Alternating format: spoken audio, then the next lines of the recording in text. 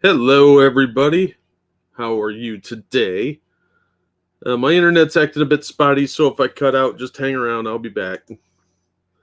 Hello, Evolved Potato. Hate Camel. Nobody Not Me. Random American. TOS. Jim Beam. Rotten Corpse. Super R99. Random American. How you guys doing today? Everybody having a good day in this beautiful land of ours? Hi, Brittany. All right. We're not going to go over new releases this week because there's a lot of articles I wanted to cover. I think I'm going to start doing those as a separate stream because I don't think people are particularly interested in what I'm going to pick up. If they are, they can watch the other stream then. And I'll try and do that on Wednesdays when the new release list hits. So we got about a dozen articles I thought would be more fun to cover. Hey, Della, how you doing? Hey, Kyler. Nice. Always glad to have you. Good luck on your game. You ain't complaining? That's good. In the airport picking up your wife. Oh, well, that should be entertaining. Hopefully she's in a good mood. Hope that goes well. Maybe you'll get some. Seeing what I'll never buy was half the fun. Yeah, I know, man. I'm going to do that as a second stream, though, just to split it up. I don't want people being bored. The people that don't like it don't have to watch that then. Laundry live streams are the next step, right? Yeah, if I had better equipment, I would absolutely do that. I did go do my laundry yesterday, so I will have some new laundry videos. And those should be going up early next month. I accidentally released a couple that were supposed to be in July, so they made it out last month. But yeah, I'm going to try and make that a weekly thing where every Friday or Saturday a new laundry video hits for the people that like that. All right, we got a lot to go over, so let's kind of dive in here and see what we've got. All right, we may go a little out of order from what the listing says just because I'm really lazy. And as always, if you would like to contribute to the cause of giving me money, the links are down below and in the pinned comment. And of course, I'll drop it here because I'm a shameless whore. So let's take a look at our first article. Oops, nope, wrong button. Don't do that, Jack. All right, first up, oh, come on. Image is backtracking on a publishing deal with Warren Ellis after outcry. Now, he's had some accusations thrown at him that are largely unsubstantiated and pretty old, actually. Now, he's in his mid to late 50s, and he was going to bring back a comic called Fell that he had worked on with Templesmith. Now, Templesmith's work, I think, was 30 Days of Night and various other things. Very abstract, not really my thing. But I remember Fell back in the late 90s, I think it was. And it was an interesting book, and I was really looking forward to this coming back. But no, Image decided to take a giant crap on the bed, and let's find out why. Image Comics says it no longer plans on publishing a comic from Warren Ellis, the writer who 11 months ago was accused of using his success to coerce women into romantic and sexual relationships. The project was a continuation of his mid-2000s series Fell. Okay, it was mid-2000s. I got my dates wrong. With artist Ben Templesmith, was revealed earlier this week to be returning. The news sparked a backlash within the industry, and now after initially saying it would carry on with the comic, Image is pulling back. Now, this is a Hollywood Reporter, so it's not just some fluffy nobody site. This week's Fell announcement was neither planned nor vetted and was in fact premature, the statement from Image reads. While finishing Warren Ellis and Ben Templesmith's Fell is something we've been looking forward to for years. Yeah, tell me about it. Image Comics will not be working with Warren on anything further until he has made the amends to the satisfaction of all involved. So you have to kowtow and kiss somebody's booty for that. And it's never enough, so it won't matter. The publisher directed readers to visit So Many of Us, a website created by women who say they were manipulated by Ellis. Oh, free will is not a thing with women, apparently. It is our sincere hope that the conversations that are beginning now will result in positive change for everyone. Please visit SoManyOfUs.com. The publisher continued. On Monday, artist Ben Templesmith announced on his Patreon blog that he will be re-teaming with Ellis for new issues of Fell. The original series ran irregularly from 2005 to 2008 and ended unfinished. Yeah, it only went 9 issues. And issue 9 was really hard to find. It was very low print run, as I recall. In the intervening years, both Templesmith and Ellis had teased a potential conclusion in the future. In his post, Templesmith obliquely acknowledged Ellis's hiatus. Not for me to speak for Warren, but I agreed to do the book, and I'm glad he's going to be doing some comics again. I don't think anyone thought he'd bugger off and work in a shoe factory or anything, the artist wrote.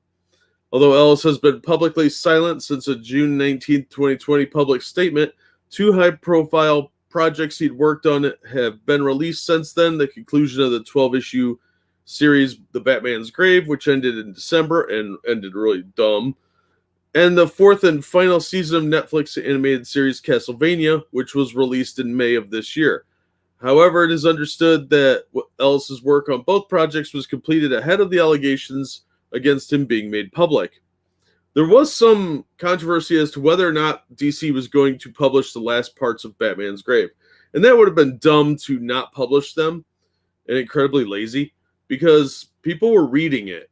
And it was a pretty popular book until that last issue, which was stupid. So it would have been really a slap in the face to the fans to do that. So they actually followed through and published them. Good for them. Reaction to news of Ellis's immediate return was overwhelmingly negative. I doubt that. Critic Amy Garvey Eckhart wrote on Twitter Wednesday, yeah, because that's a reliable place, what everyone who inevitably buys a copy of any future Warren Ellis's work is saying is that they care more about a comic than about the people he targeted and harmed or the safety and well-being of every feminine presenting person in their lives. Apparently, he's the Harvey Weinstein of comic books. Comics publicist Tara Ferguson published an op-ed on The Beat outlining what the announcement meant for her personally and other women in the industry. As a woman who works in the comics industry, I am suddenly feeling very unsafe. I can guarantee I'm not the only one. Why, you're not working with him. What are you talking about?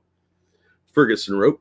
If Warren Ellis is allowed to walk back into the industry as though nothing has happened, welcomed by one of the biggest and most respected publishers, then the state of this industry is far worse than we all ever imagined.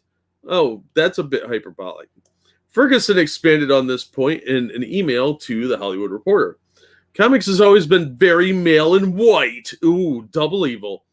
It has been made clear time and time again that protection within the industry is only awarded to those who fit that criteria. That's bullshit. Louise Simonson had a perfectly fine career, and so did many, many other people. Why else would Gail Simone still be getting work if this is true? Because she's been extremely outspoken and making all kinds of allegations over the years, and even that made up that whole women in fridges nonsense based on one comic book of Green Lantern back in the 90s. And she has a career that's still pretty good. So that's a load of crap. She goes on, now that there has been a definitive statement of even the worst actions will be ignored, how are any of us who do not fit into that criteria meant to feel safe in this industry, at conventions, to work with collaborators who we're not familiar with? The danger was already daunting. How much more can we be expected to accept? You know, most of this is done over the internet now. Like, you can write a script and email it to an artist, and the artist can email you work back. You don't actually have to meet everybody you work with. If you don't like them, too bad. You have to work with people you don't like. What is your issue? Okay, hang on. She goes on. This situation asks the industry, which is more important, comics or people, and I'm very unsettled as how it's being answered. Well, you're a weak-willed baby. Midweek, so many of us was updated with a statement that read in part, since his public statement a year ago, to acknowledge of these authors, to the knowledge of these authors, I can't read. Ellis has still not taken direct responsibility for his destructive behavior, nor attempted to tackle the circumstances that allow such behavior to go unchecked both on and offline.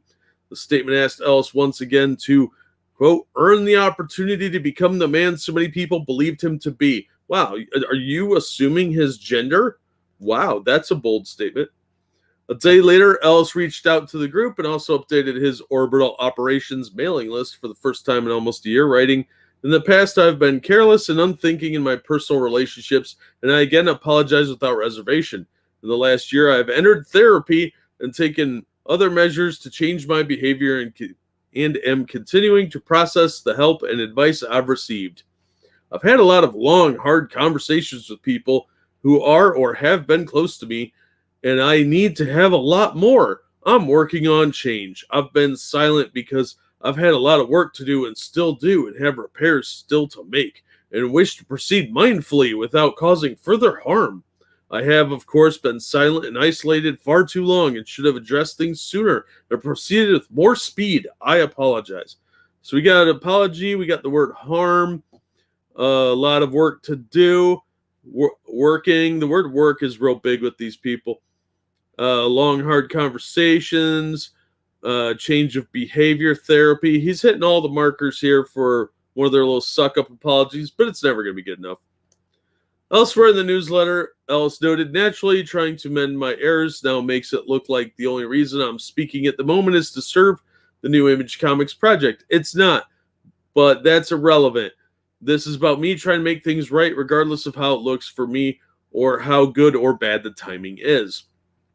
Image Comics, the third largest publisher in the North American market, initially declined to answer the Hollywood Reporter's questions related to Ellis, instead offering the following statement on Tuesday in response to queries. Warren Ellis and Ben Templesmith's Image Comics series Fell will indeed return for its long-awaited final story arc in graphic novel format.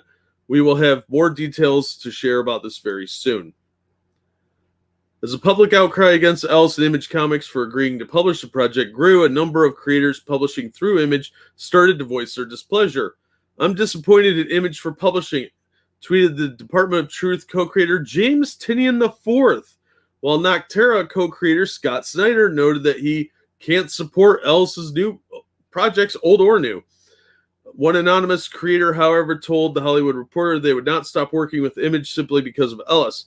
He has done enough harm, and I do not wish to be another of his victims by dropping projects because of his actions. But on Friday, the publisher backtracked, releasing the statement announcing it would no longer be publishing the project, or at least would not be doing so at any point in the near future. It remains to be seen if Fell will be shopped to other publishers. If Ellis and Templesmith are smart, they'll take this to crowdfunding, and they'll probably make 4 times as much as they would through Image. Just release it as an omnibus with the previous 9 issues and whatever the subsequent story arc is, and do it that way, because this is not going to go away.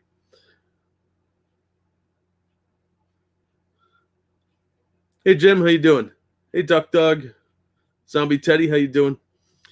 Yes, I think Warren Ellis's career is pretty well over. James Tynion IV and Scott Snyder are very powerful in the comic industry, and they are clearly working against him, and they probably talked to Image about this and said, we're going to pull our work or whatever. So it wouldn't surprise me if those two had a massive hand in this going the way it did, which is really disappointing. That's very childish of all these people.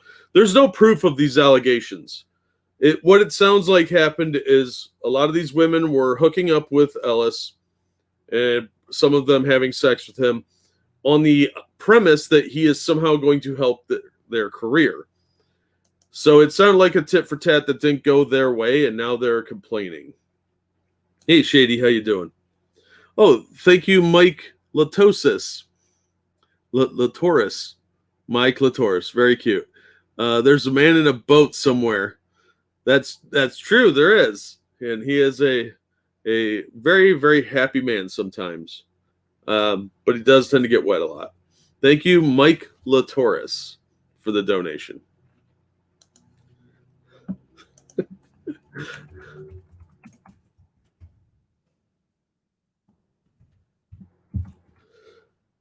All right. So, yeah, Warren Ellis is probably going to have to go to self-publishing. A lot of his stuff is creator-owned anyway.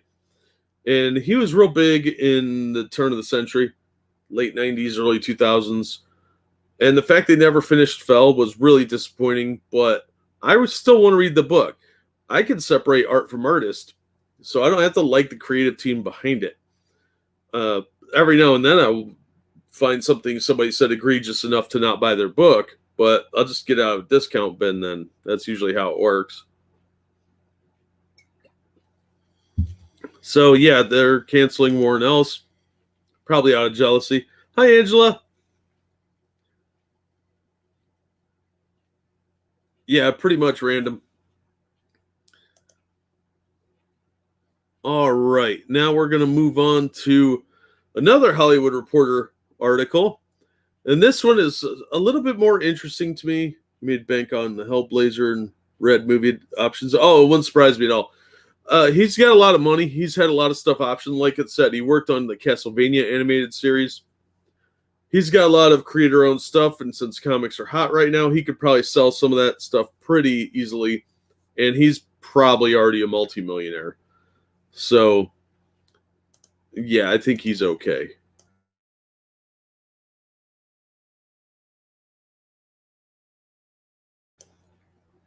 That's the wrong button.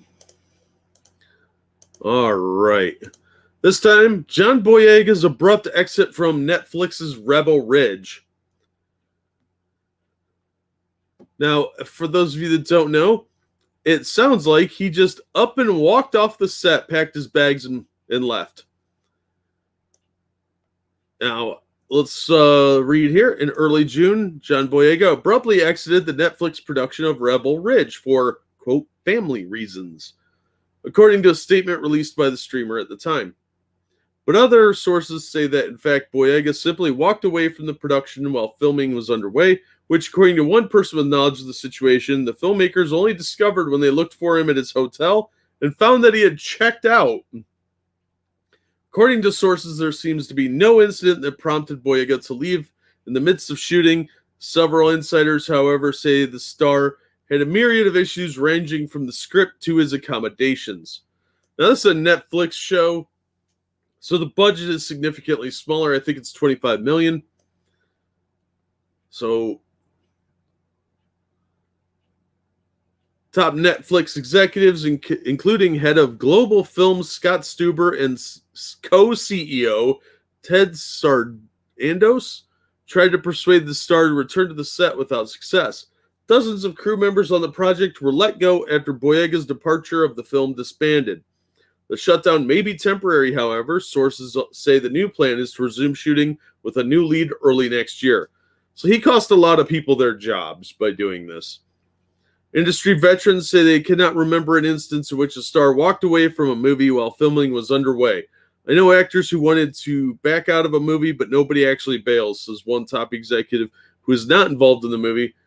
Not once they all started shooting. Boyega's London-based agent, Femi Ogans, denied in an email that Boyega had unceremoniously exited the project. I can categorically say that these rumors are completely untrue, he wrote. People will form their own opinions, often rooted from boredom. Oh, okay. Screw you, too. As stated, John unfortunately left due to family reasons, which in truth is none of anyone's business except his own. John and Netflix have a wonderful relationship, which will continue to grow for years to come, whether that be through his acting or through Boyega's production company, Upper Room. Through his representatives, Rebel Ridge director Jerry Solner, Hold the Dark and Green Room, declined to comment. Well, yeah, obviously. In the wake of Boyega's departure, Netflix was unable to find a quick replacement. The production is disbanded for now, which plans to resume with a new lead early next year. The film, which Netflix has described as a thriller that explores systemic American injustice, that's every production now, had already been delayed for more than a year because of COVID-19. The budget is said to be in the $25 million range. Last year, Netflix made a deal with Boyega to develop films based on stories, cast, characters, crew, literary properties, mythology, screenplays and/or elements in or around African countries with a focus on West and East Africa. That's very specific. After the actor left Rebel Ridge, the streamer said in a statement, "We look forward to continuing our participation with John Boyega's Upper Room Productions." Boyega's decision to exit the film would seem to preclude an insurance claim for money lost due to the shutdown of the production. Industry insiders say Netflix would not sue, though it would appear that an actor could face liability for leaving a project of his own volition while shooting was underway. As for reaction to the incident, an executive who has worked with Boyega in the past expressed surprise and was very disappointed to hear it. The guy is so talented. Boyega recently wrapped science fiction mystery caper They Cloned Tyrone with Jamie Foxx for Netflix. You had me until Jamie Foxx. Fuck that guy. His next release is Naked Singularity, about a public defender whose life starts to unravel following a loss in court. The Hollywood Reporter's review gave the film mixed reviews, but called Boyega a compelling lead. Boyega's a good actor, but this doesn't look good for him. And the fact that people are right now saying they're still going to work with him, but the head of Global Films and the co-CEO had to try and talk him into coming back, tells me something funny's going on. So it wouldn't surprise me at all if he just up and walked out for like little baby reasons because he's a crybaby. And it was like, oh, I demand 4-star service because he thinks he's more important than he is. But it's also possible he just thought the production sucked and was a slip shot or something like that. But I'm guessing it's one of those two reasons. Yeah, I agree, Jim. There's really no reason for him to just up and leave. A lot of people don't like their productions, but they stick it out. Look at that idiot big head guy that is playing Batman this time around. He's been a hassle the entire time. He obviously doesn't want to be there. Reeves doesn't like him. They argue constantly. They've shut down production for weeks at a time so Pattinson could get in shape. Still doesn't do it. Hey, old guy. Yeah, I'm doing all right. Just complaining about pop culture stuff. So it doesn't surprise me entirely that somebody would walk out of a production, especially if it looked like it was going south. But at the same time, I've never heard of this happening. I used to follow film a lot more closely than I do now. But I've never heard of a lead actor just walking off the set like that. So that's pretty crazy.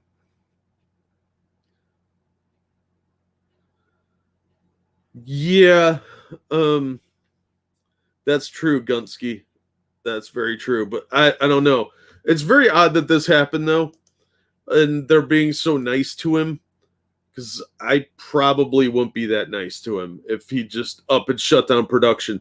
Plus, all these guys are out of work now. He cost a lot of people their jobs, which they need.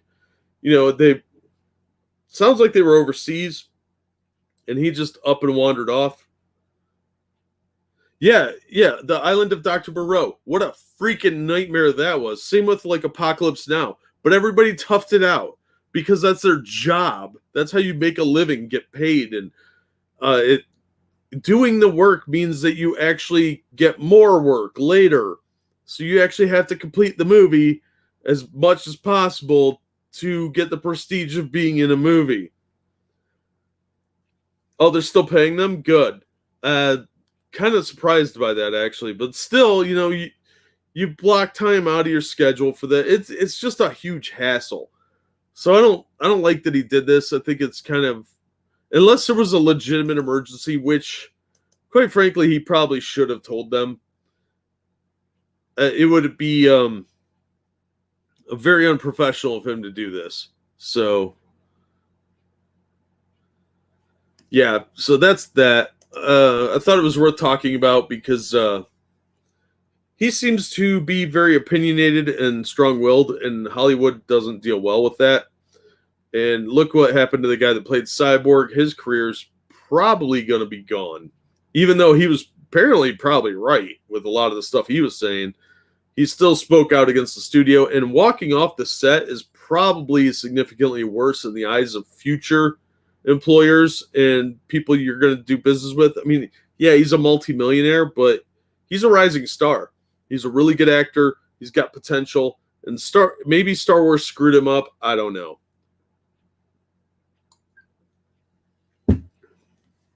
Speaking of Star Wars, if this were 10 years ago, the next thing for him would be a rehab announcement. But now, yeah, well, he'll probably apologize or something. The fact this movie was very woke is kind of makes me even more surprised that he walked out of the production, because there's a lot of those getting made. A few paychecks into a canceled shoot. Yeah, that sucks, man.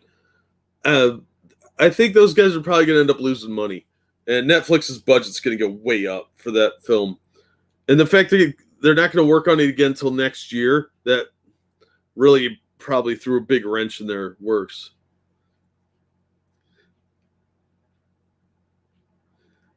Yeah, okay, that doesn't surprise me, but even that could have been worked out. It was probably just some of the, like, he was upset about the hotel or whatever, the accommodations. A lot of that could have been worked out behind the scenes. This is a very drastic step. So something must have been really off.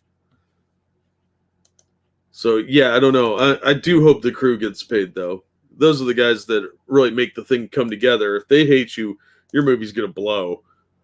And remember, he's got to work with some of these people again in future productions, because a lot of, like, key grips and camera guys and setup people, they make the rounds.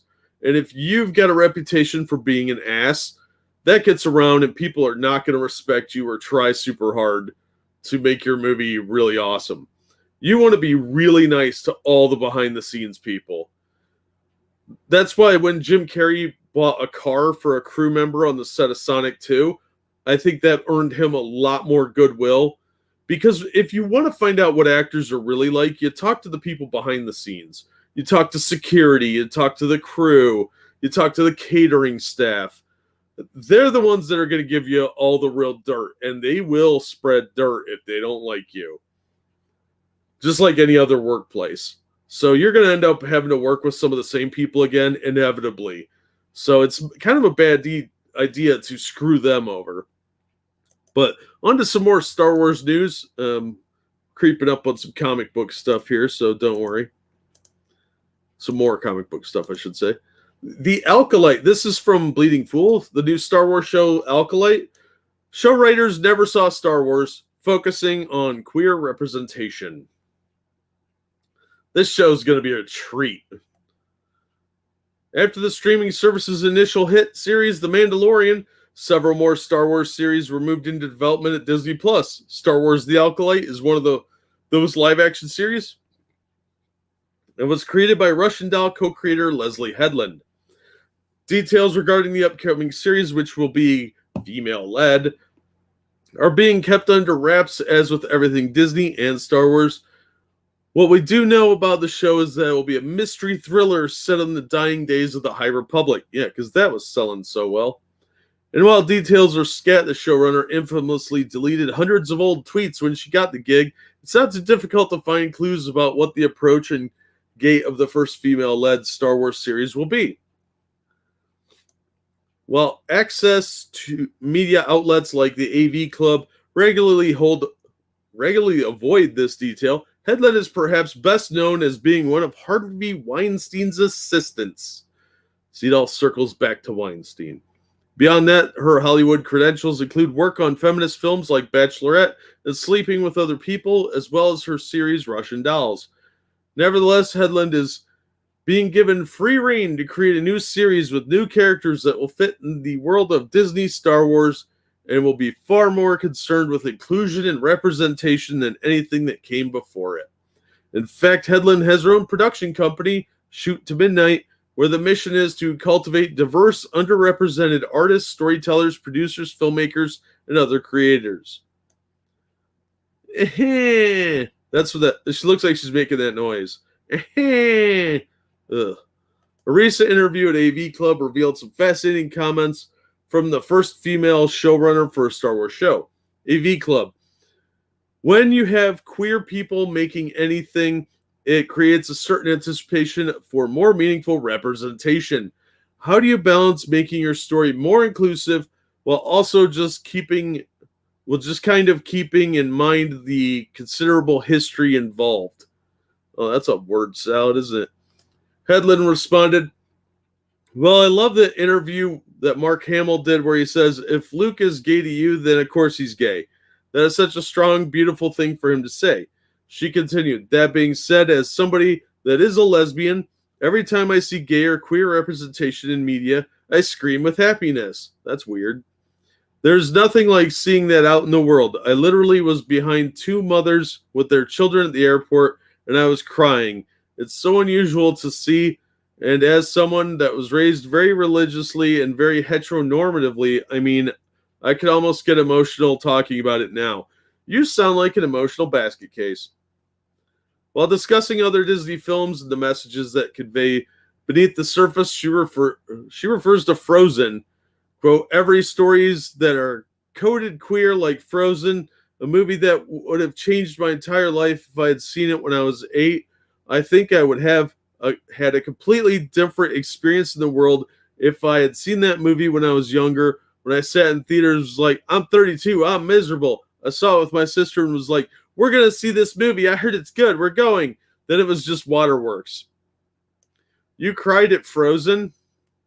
And I didn't get queer representation out of that. That was just some kid's movie about a really sinister lady with ice powers. And it was, I may have fallen asleep a few times. And there was a snowman that talked for some reason, which was horrifying because he's going to melt at some point.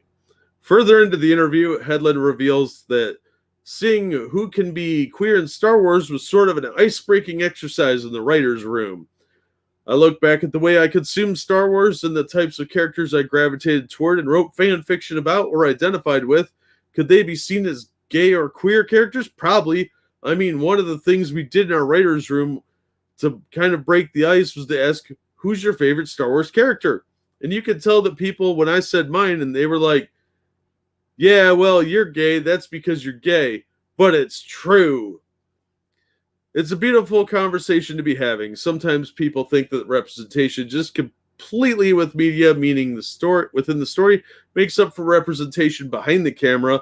And that's, to me, even more important. Like I said, media representation is wildly important, but there's also this kind of nuanced conversation that I wish more people were having about people behind the camera and behind the scenes, because I think that's really where you see the change occur and the real seismic shift in culture. Who you're banging matters if you're like duct taping wiring together. If you're just some gopher that's getting people's lunches, oh my God, you better be representative because that matters. Queer cinematography for the straight viewer. This is fucking dumb. The showrunner also talked about hiring her writers, even bringing on writer, that should be plural, I think, who had never bothered to watch Star Wars, not a single movie or cartoon or TV show. So they apparently live in a cave. What I also learned about hiring my room is that everyone's fandom was very different. No one had the same experience with Star Wars. Oh my God, it's like people are different. There were people like myself that were like later in life, Dave Filoni acolytes. I literally had one writer that was like, I've never seen any of them. I've never seen any Star Wars media. And she's texting me before we started the room. She's like, Luke and Leah, brother and sister? What the? God, this is dumb. Oh, so we're going to hire a bunch of people that don't know anything about the show? That's brilliant. Good job. You don't know anything about the universe that we're working on? Oh, well, you're perfect for the job because why bother? Nothing matters. And if you're wondering if the showrunner's politics will become an integral part of Star Wars universe, ponder this comment. I mean, it's funny because a lot of the feedback that I'll get, and I'll use the term feedback very lightly, but when I do go to social media, the feedback is, don't make Star Wars political. I'm like, George Lucas made it political. Those are political films. War is, by nature, political. That's just what's up. It's truly what was interesting in talking about and looking at and digging into. You can read the whole thing here, and I'm not going to. That'd make me mad. There's no doubt in my mind that Leslie Headleston's Star Wars series will be the most political and miserable Star Wars output ever made, excluding from a certain point of view. Yeah, that was garbage. Kathleen Kennedy will be very proud. Probably. Kathleen Kennedy hired her specifically for this series. and they had been working on this for a while. Yeah, I have to agree with this data racer here. This is going to be a train wreck. So get ready for a hyper-political show called The Acolyte that is going to be loaded with all sorts of unlikely number of gay aliens, I guess. This is going to be a fucking train wreck. So yeah, this looks, I'm sorry, this looks stupid. I'm not going to watch this crap. I'm not even going to watch this on someone else's account. So what do you guys think? Yeah, if you exactly evolved, if you don't know anything about Star Wars, don't work on Star Wars. And you're 100% right, Viking. Imagine being this insecure. This lady has a lot of self-esteem issues, I think, just based on what she said there about how she weeps when she sees representation.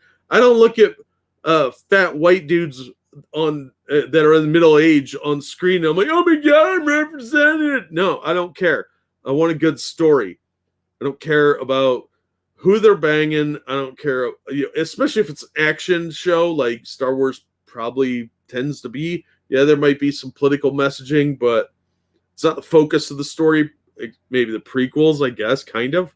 But there's always action and stuff. I don't care. Do they need to take a break and be like, look, I'm super gay? No, that's weird. It's weird. It's boring.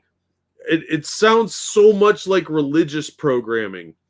If you watch like one of the religious channels that come in everybody's basic cable pack or local affiliates or whatever, this is what it sounds like. They always have to awkwardly insert something about Jesus and some Bible quotes. That's exactly what this sounds like. Oh, by the way, it's time for our lesson here. Ugh, boring.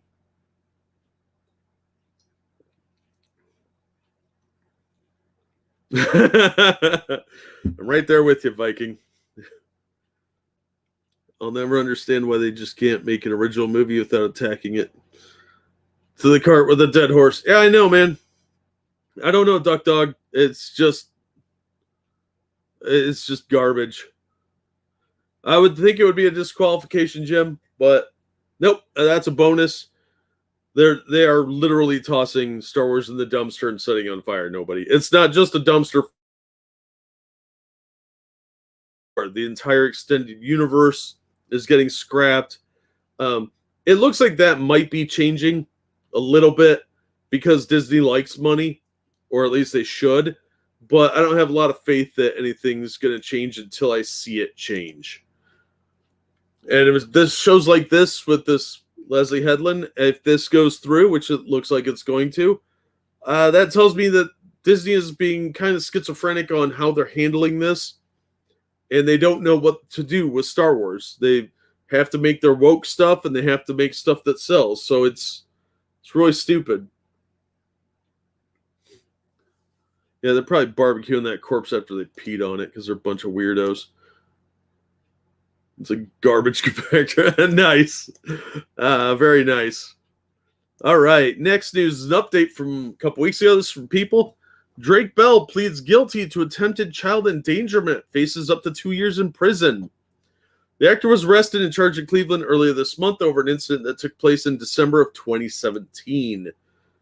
Now, this is the guy from Drake and Josh, some like Nickelodeon show that I'm way too old for. I'd never heard of it. Like in passing, maybe like my friends' kids and stuff, but I never saw it, I guess is what I'm getting at. Drake Bell pled guilty to 2 charges against him during a Wednesday hearing. The actor best known for playing Drake Parker in the popular teen series Drake and Josh was arrested and charged in Cleveland with attempted endangering child and disseminating matter harmful to juveniles earlier this month, according to court documents obtained by People at the time. Though he initially pled not guilty, Bell, 34, he looks old for 34, has since agreed to a plea deal and said he was guilty on both charges during a virtual court appearance on Wednesday, according to a live stream of the hearing from local ABC affiliate News 5. My understanding is there's been a plea agreement reached where the defendant will plead guilty to 1 count of attempted child endangering or attempted endangering children, a felony in the 4th degree, and plead guilty to count 2, disseminating matter harmful to juveniles, a misdemeanor of the 1st degree, the judge began. He later informed the Nickelodeon star, born Jared Bell, that attempted endangering children carries a sentence of anywhere from 6 months to 18 months in prison, in monthly increments and or a fine of up to $5,000, though prison time is not mandatory. The second charge carries up to 6 months in jail and or a fine of up to $1,000. However, if you go to prison upon your release, you could be subjected to a discretionary period of 3 years post-release control. Post-release control could involve restrictions on your activities. The judge said if you were to violate those restrictions, you can be returned to prison for up to a maximum of 1/2 of your original sentence. Do you understand the potential penalties? He asked Bell, who responded, "I do, Your Honor, yes." Do you understand if you plead guilty, this is an admission by you that you did these crimes? The judge followed up, to which Bell again said, "Yes, Your Honor." The actor's sentence hearing is set for July 12th, at which time his victim will be able to read out a victim statement if she wishes to, the judge said. In a statement to People on Wednesday, Bell's lawyer, Ian Friedman, said all questions about this case will be answered at sentencing, including why Mr. Bell chose to enter his plea. Well, apparently because he's guilty. According to the local NBC affiliate KXAN, the alleged incident occurred on December 1st, 2017, the same day the actor was scheduled to perform at a venue in Cleveland, per a since-deleted tweet. KXAN reported the incident involved Bell engaging in an inappropriate chat with a 15-year-old girl that was at times sexual in nature. His arrest this month came almost a year after Bell's ex-girlfriend, Melissa Fell, accused him of physical and verbal abuse. He denied the allegation in a statement to People at the time. So yeah, he's guilty. No word on if he's going to have to be a sex offender, but it is about kids, so they could always go after that. That'll be determined at sentencing, I assume. So yeah, one's a 4th degree felony, so that's pretty rough. But hey, screw him.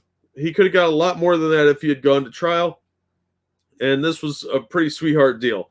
So screw this guy. He's a dirty pervert that goes after teenagers. And he just admitted to it. So he's guilty. He's going to jail. So we'll see how the sentencing goes and keep you updated if I find out. So it makes you look at the show a little differently, I think. Bring out your dead franchise, right?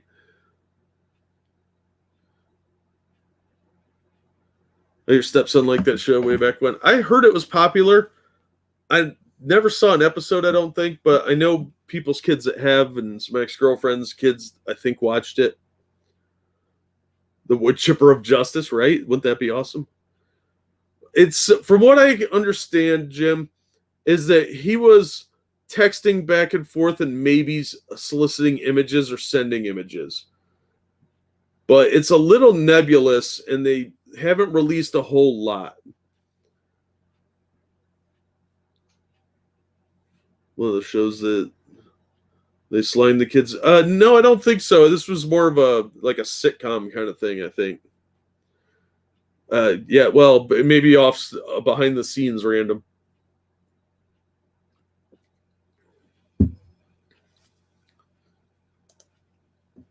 All right, let's talk some comics. I got a comic article here. Free Comic Book Day recruits Coca-Cola for 20th anniversary celebration. This is Comic Book Resources. Presented by Coca-Cola. Or Woca-Cola if you're one of the kids that is trying really hard not to be white. This year's Free Comic Book Day will be getting a boost from Coca-Cola, which will sponsor the annual celebration to commemorate its 20th anniversary. The partnership with the beverage giant was announced on freecomicbookday.com, along with a sponsorship by Previews World Pullbox. Man, they're desperately trying to make that a thing. The online ordering tool of Diamond Comics distributors. As the presenting sponsor, Coca-Cola will have its brand displayed on promotional materials and merchandise that will be circulated to comic shops in preparation for the event. Having just launched earlier this month, Pullbox provides customers with an online platform to manage their comic subscriptions, and pre-orders from their local comic shop.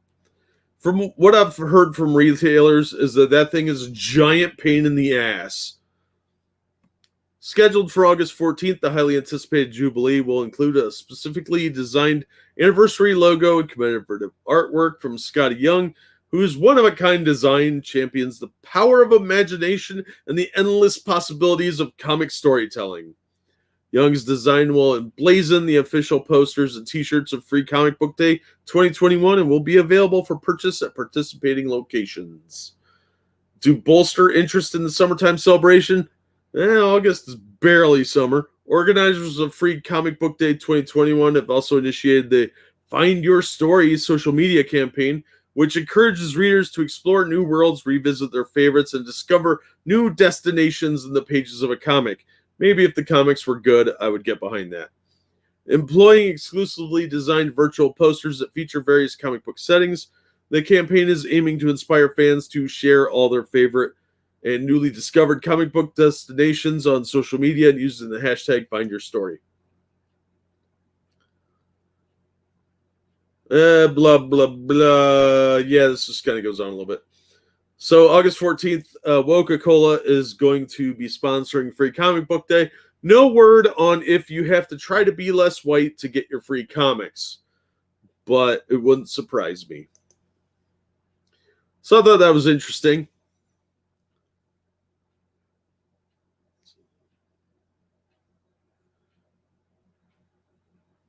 Recruited, yeah, right up at the big to sponsor it. You're probably not wrong, Jim.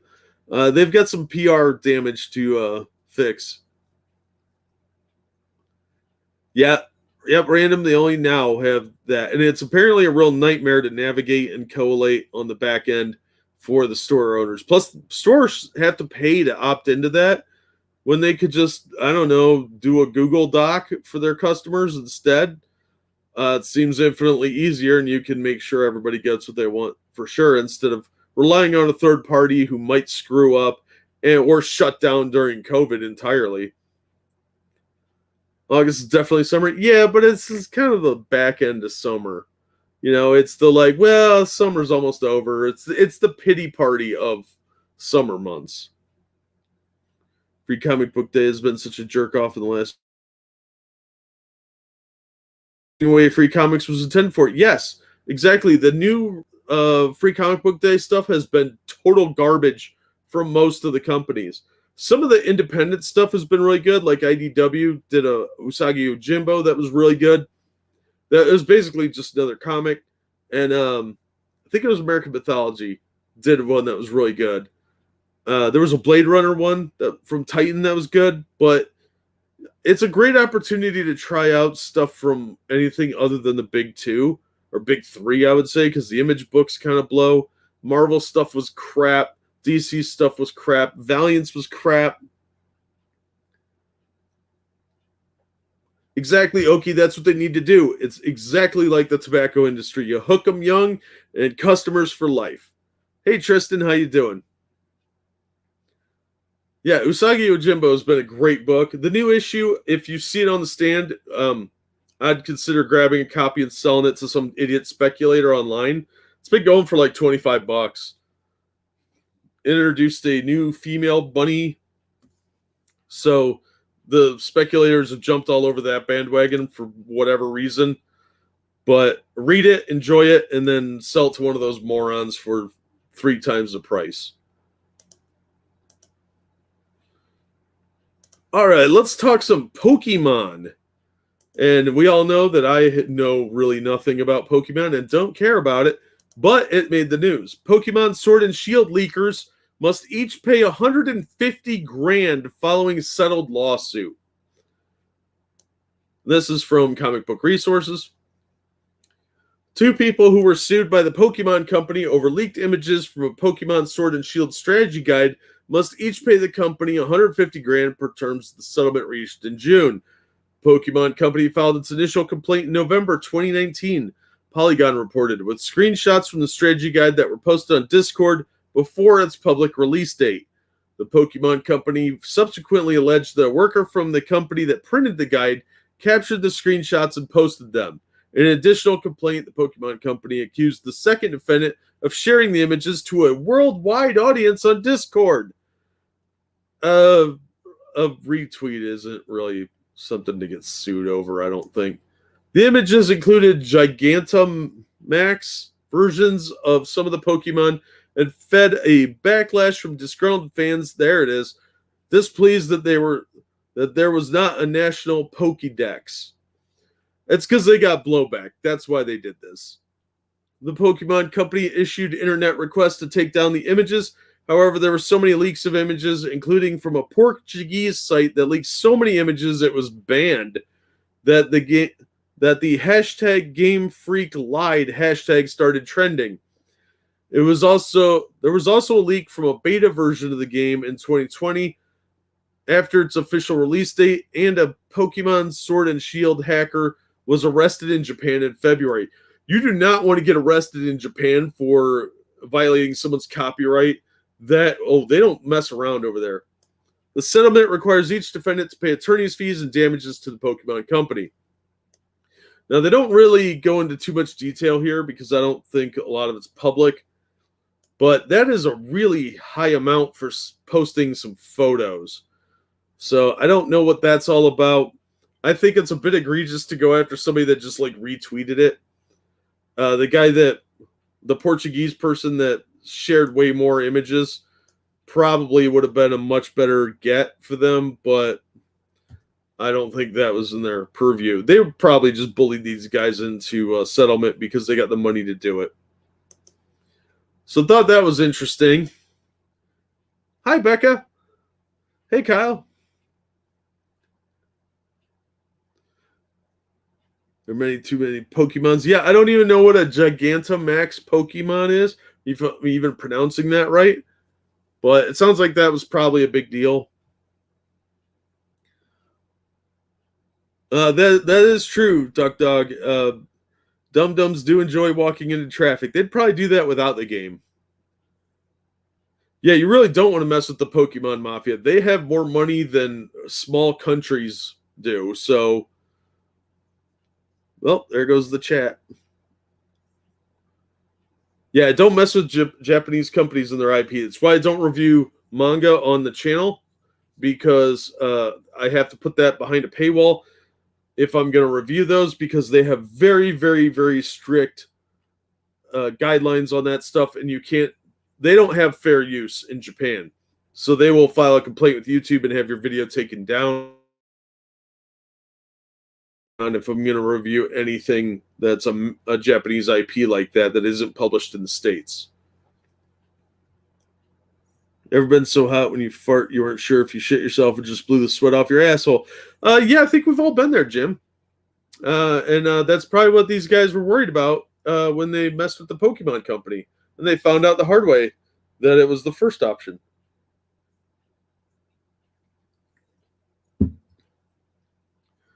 Yep, Rotten Corpse. You do not want to go to prison or jail, even in any Asian country.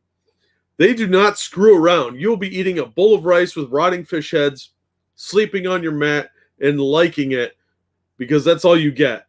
Hey, Serena Mantine, how you doing?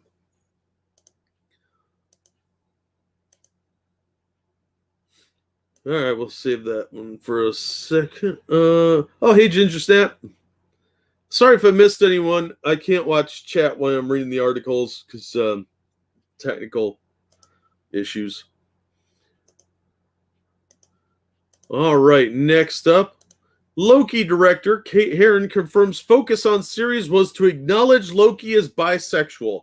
Excuse me, he's gender fluid. Yeah, episode 3, spoiler alert, is a rambling mess where barely anything happens, but there's a pointless conversation about him batting for both teams. And no one cared. It was a waste of screen time.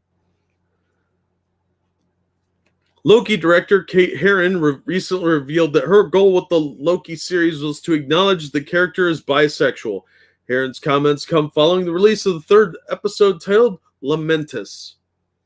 In the episode, Sophie Diamartino's Loki variant and Hiddleston's Loki have a conversation about their love life. Oh, it's really boring. You can read it there.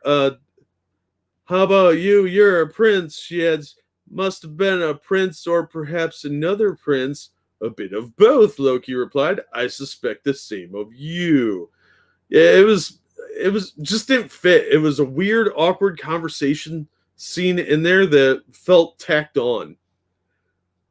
And I really expected them to start talking about Jesus, quite honestly. That's how it felt. It felt like one of those wedged in religious messaging. And I keep coming back to that because that's how a lot of these shows feel. If you're watching like Fireproof with Kirk Cameron, don't ask. It's not worth it. There's all sorts of weird religious conversation stuff wedged in there.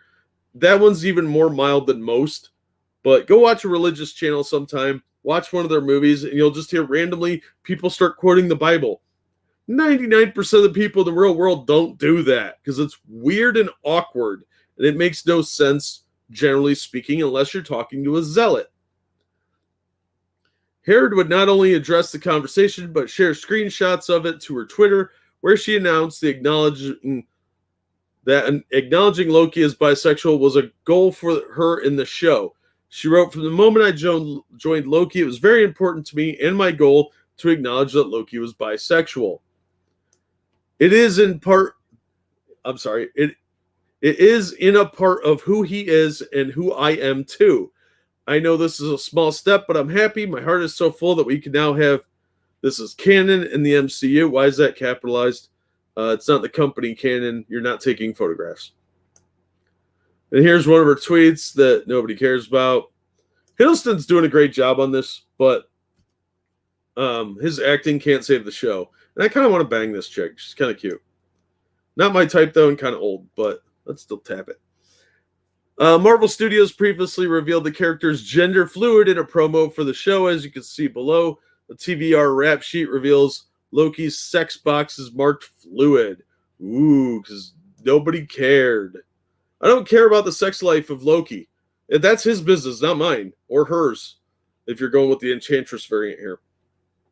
Hiddleston's previously addressed Loki's sexuality and gender fluidity while speaking with MTV News back earlier in June.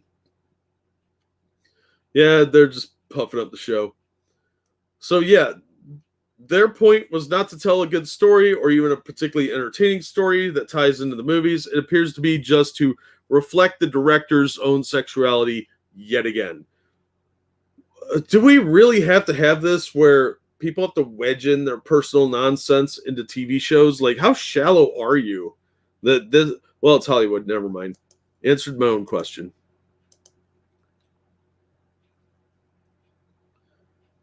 Yeah, absolutely, Eagle. But people keep watching this crap, and they keep paying for the subscription services to watch it, and they're just driving the MCU right into the toilet. It is so boring. Falcon Winter Soldier had some cool action stuff, but the wedged in BLM messaging and Antifa stuff was just really boring. And I didn't care for any of it. It was just tiresome. It really detracted from the story and the fun elements of it and really overwhelmed it with more messaging. Yeah, I get that. I get that, Eagle. Zero need, exactly, Becca. Absolutely.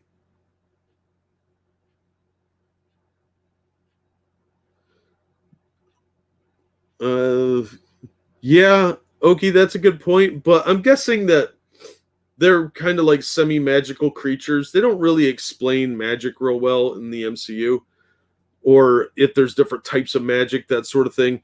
So I'm not real clear on how that works because they don't want to elaborate on it. They just sort of let it sit there. And I don't know. Yeah, they don't say if the Frost Giants use a different type of magic than the Asgardians. Maybe Asgardian magic is just something anyone can use. I don't know. It's very vague because they don't care. They're busy focused on who's sticking their whatnots in who. Hey, Redline, how you doing? So on to And I Told You So. Because, well, let's face it, I like those. They're too busy walking everywhere. Yeah, you thought there was a lot of walking in Lord of the Rings. this last episode of Loki was just wandering around. Oh, this place is gonna blow up. We should do some walking. Ugh. I think they'd have like teleportation powers. Like the first spell I would want to learn and master as an Asgardian would be teleportation. Even if it's just line of sight, it would save you a ton of time getting from point A to point B. That would be the first thing I learned, mainly because I'm lazy. All right, Harrison Ford was injured on the set of Indiana Jones 5. He's like in his 70s, nobody's surprised. Actor Harrison Ford, 78, was injured on the set of Indiana Jones 5. The news initially came from Deadline's Mike Fleming, who claimed Ford was injured rehearsing a fight scene. This is from Bounding Into Comics, great website. While the seriousness of the injury is unknown, it will apparently force director James Mangold to shoot around Ford as he seeks treatment. Now, I've heard since this came out that they're suspending shooting for 6 weeks, but I don't know if that's the case. Fleming Jr.'s initial report was confirmed by Disney, who released a brief statement. They noted, in the course of rehearsing for a fight scene, Harrison Ford sustained an injury involving his shoulder. Production will continue while the appropriate course of treatment is evaluated, and the filming schedule will be reconfigured as needed in coming weeks. This isn't the first time Ford was injured on the set of a Disney production. Ford was previously injured when he was knocked down to the ground and pinned down by a hydraulic door on the set of the Millennium Falcon at London's Pinewood Studios while filming Star Wars The Force Awakens back in June 2014. The actor was eventually airlifted to a hospital in Oxford. Ford described the incident to a talk show host, Jonathan Ross. Yeah, that's actually an interesting story. He could have died very easily in that. He stated, I was just standing in a doorway talking to J.J. Abrams, our director. The camera hadn't been set up, but I was wearing my costume, ready to go to work. Because we had a big budget this time, the original film, the door, if there had been a door, it would have been closed with a pulley and a stagehand just closing it. But now we have lots of money and technology, and they built a fucking great hydraulic door which closed at light speed, and someone said, oh, I wonder what this is. That sounds right. And the door came down and hit me on the left hip because I was turned to my right, and it flung my left leg up, and it dislocated my ankle. As it drove me down to the floor, my leg snapped on the ramp up to the Millennium Falcon and broke both bones of my left leg. He's lucky he wasn't further in that door. The Guardian reported in 2016 that the incident could have killed Ford. Absolutely. Andrew Marshall, a prosecutor, explained it could have killed somebody. The fact that it didn't was because an emergency stop was activated. Indiana Jones 5 is in the middle of production at Pinewood Studios in London and other locations throughout the UK. Ford stars in the film alongside Mads Mikkelsen, Phoebe Waller-Bridge, Boyd Holbrook, Shawnette Renee Wilson, and Thomas Kretschmann's film's expected in theaters July 29th, 2022. So if we go back up here a little bit, you'll notice that he was injured at London's Pinewood Studios while filming Star Wars. Well, this production is filming at Pinewood Studios in London. So was he injured at the same place that he was previously? If he was, that place is fucking cursed and trying to kill Han Solo. And Indiana Jones, apparently. So this is what people were talking about, that Ford is 78 years old. He could die from a minor injury. He's old. And if he's dislocated his shoulder, it's going to take him a lot longer to rehabilitate from that than he would if he was 30 years younger. So this is really stupid, and quite honestly, it makes me wonder about what kind of safety precautions are being put in place at these filming locations and these sets and choreography, stuntmen, that sort of thing. Is Mangold even paying attention to this? Because he seems to spend a lot of time on Twitter arguing with people and defending his production, getting all pissy, instead of focusing on the safety of his staff and crew. Because I guarantee you this was almost certainly avoidable. I see no reason why he should have been injured. Every stunt person there should be aware that he's a geriatric man. And if he dies from this production, I mean, seriously, what the hell? I don't. They must have shoved a bunch of money at him, Hey Camel. I don't know.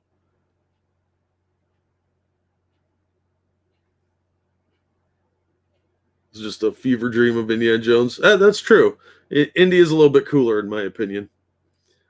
Maybe someone that works there has a vendetta against him, and all these accidents aren't actually accidents. Oh, dude, that'd make a great movie. Not by doing any action scenes. Yeah, he shouldn't be doing any of his own stunts. Just find somebody and gray up their hair. Do a deep fake. They're already going to do a deep fake of him as a younger Indy.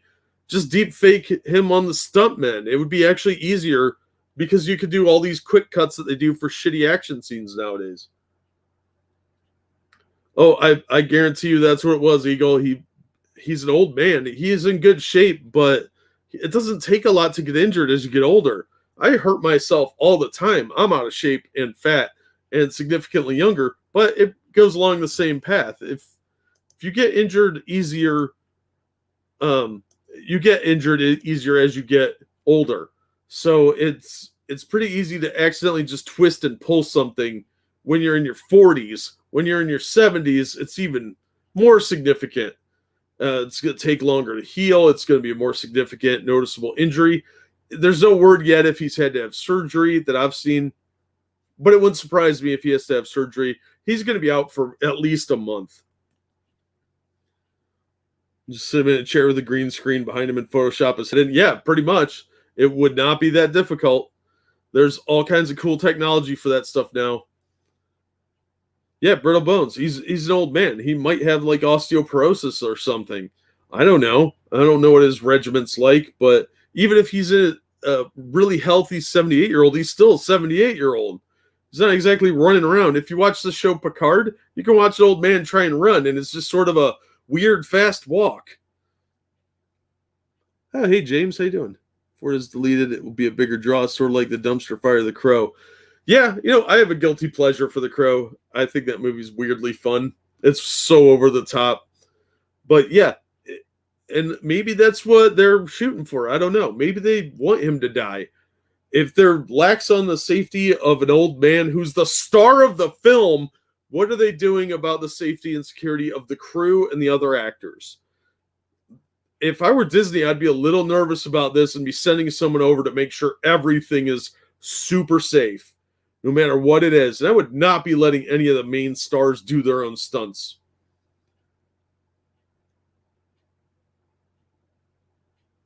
Yeah, I'm not surprised, Eagle. It gets more painful as you get older. And stuff you could do in your 20s, you definitely can't do in your 40s. And that just goes on and on. But sometimes you got to do what you got to do. Yeah, he's got a ranch in like Wyoming, I think. Zombie.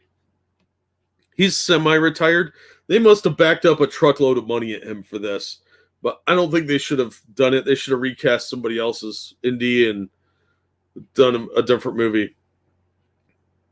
Or they could have done a scene like in the TV series, Young Indiana Jones Chronicles, where he's sitting at like a diner table talking to somebody and relating a story of some adventure that he had and let some younger person play him. That would have been the better option, I think. Okay, I could buy into that 100%. This movie already sounds like it's going to be woke, and from the leaks that were reported by people like Doomcock, take that how you will. It sounds like they're probably going to kill.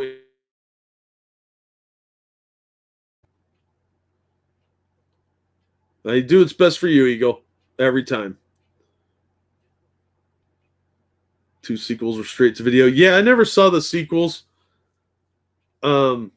I've heard they're mixed bag. I may have seen part of one. I don't remember. I think I own one of them floating around. The one with Heaven in the title. His ranch is where he tried to kill himself mid-trilogy in his helicopter crash. Yeah, that one surprised me.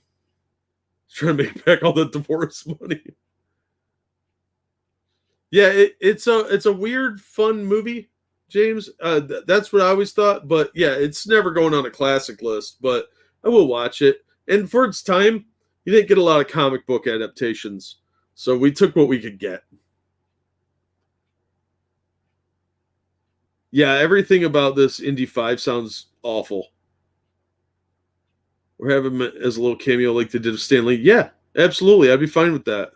Like I said, if they book an adventure he had, and they had the rest of the movie was just some other guy playing Indy that vaguely looks like Harrison Ford, it would work fine. I never saw the TV show of The Crow. Or are you talking about the Indiana Jones? The Young Indiana Jones Chronicles, I remember thinking was okay.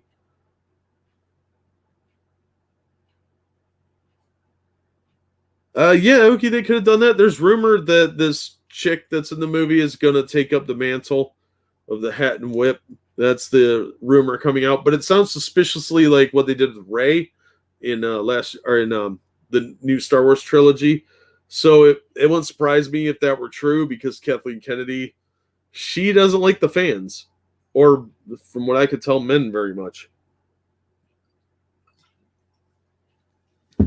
So the big I told you so from the fans that were concerned to that piece of shit Mangold, who wants to shit on everybody so he can tank this movie, apparently. Yeah, exactly, Oki. That would be great. He doesn't have to get into a fight scene. I don't want to watch a 70-year-old man box somebody. That's weird. Have him shoot some people and snap something out of somebody's hand with the whip. That's really all he needs to do. You can have a good adventure movie without putting the lead actor in mortal peril in real life, because he's a geriatric old man. Like National Treasure kind of did that, where they didn't have as much physical demand on the actors. So his long lost daughter will show up from one of his trysts. It sounds like the lead female in this movie is his teaching assistant. It's for the plan to destroy our cultures. We know it. That is probably 100% true.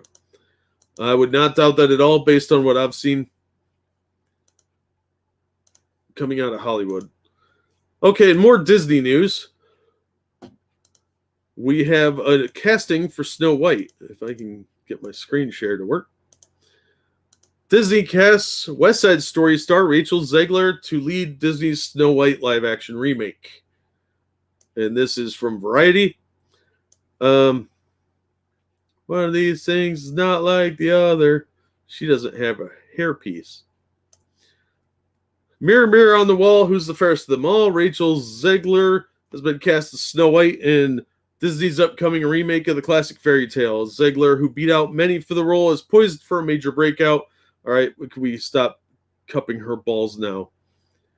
She's going to be in the sequel to SHAZAM. Shortly after casting was announced, Zegler enthusiastically tweeted, "I have manifested my entire life, I think. That's a really weird statement. She also shared a video on Twitter meeting the Disney princess with the caption, "Homegirl, we have lots to catch up on." Okay, so you're kind of ghetto. Mark Webb, whose credits include 500 Days of Summer and the Amazing Spider-Man films with Andrew Garfield, is directing the movie. Oh, so it'll be bad. Production of the still untitled film is expected to begin sometime in 2022. Rachel's extraordinary vocal abilities are just the beginning of her gifts. Her strength, intelligence, and optimism will become an integral part of rediscovering the joy in this classic Disney fairy tale. Are you trying to bang her? Because that sounds like you're trying to bang her.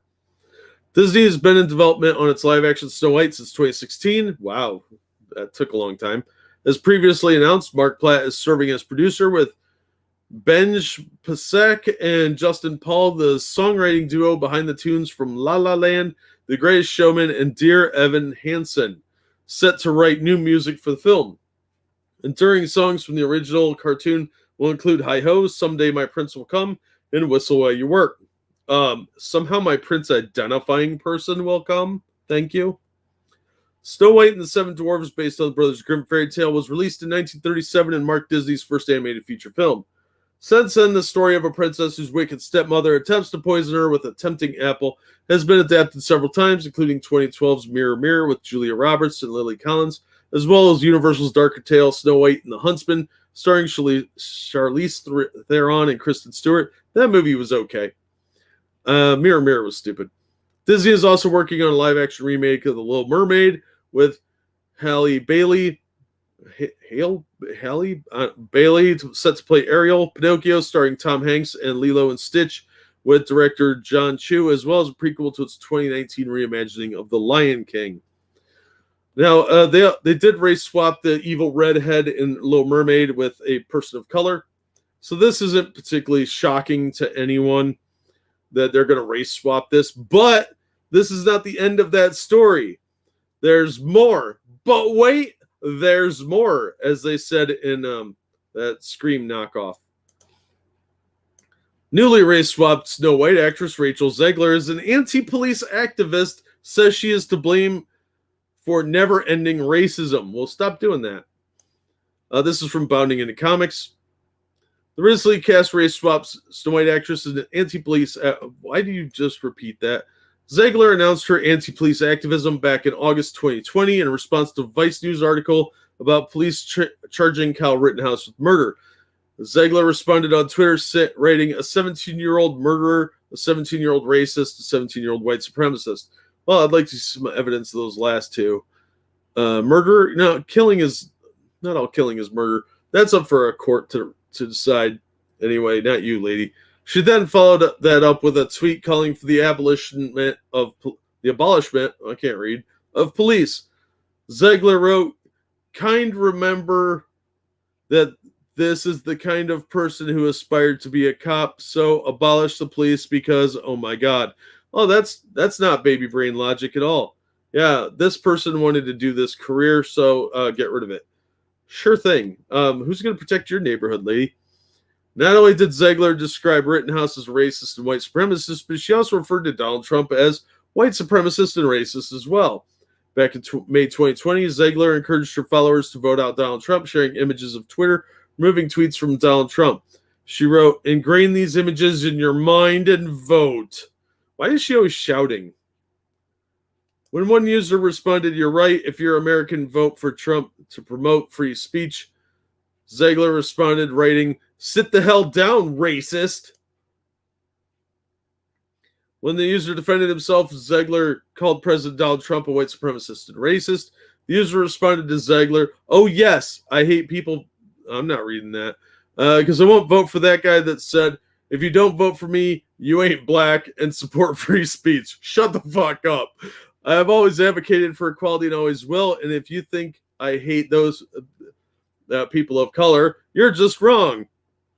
Zegler responded, recognize that the person in office right now is a white supremacist and racist, and supporting him makes you the same.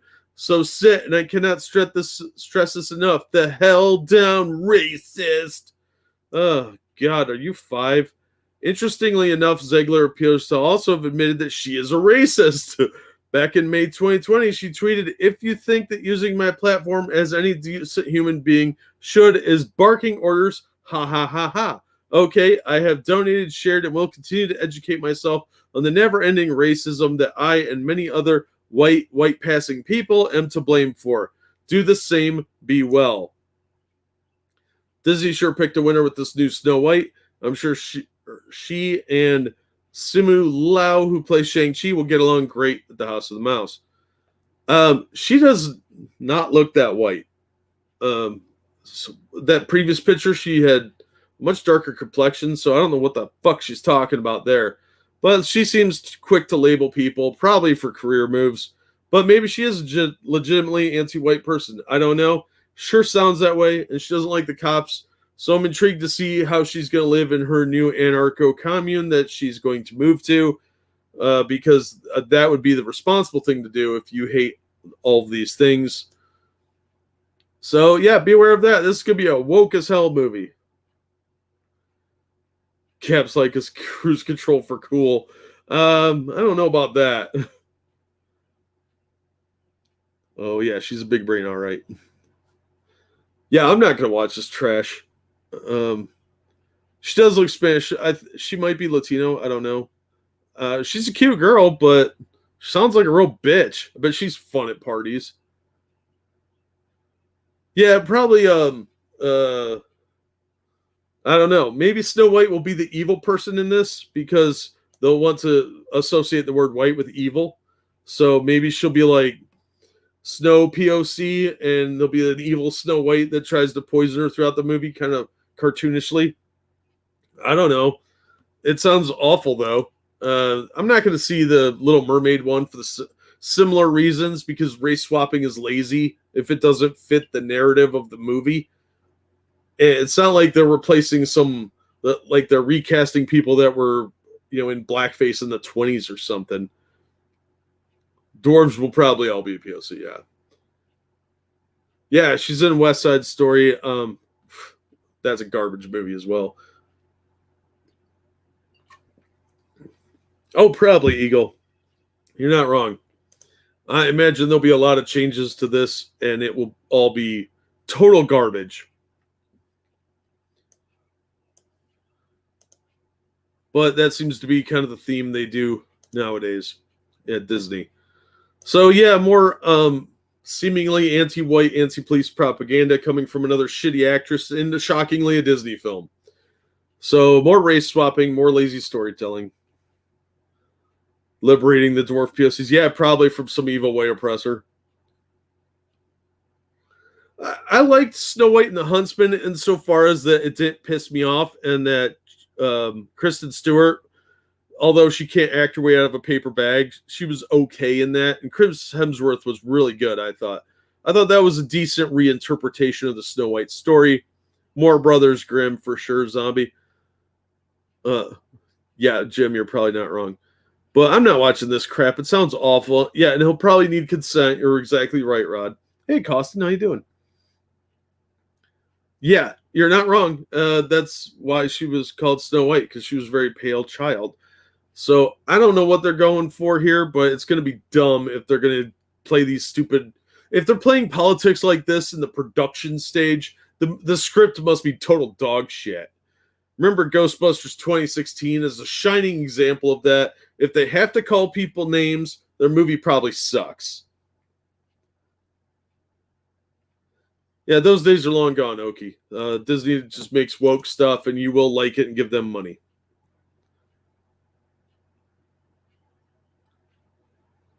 Yeah, you're not wrong. Evolved, but those days are gone.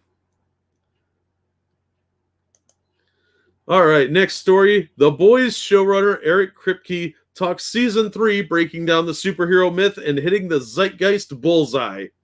This is from Deadline. Matthew Carey wrote this.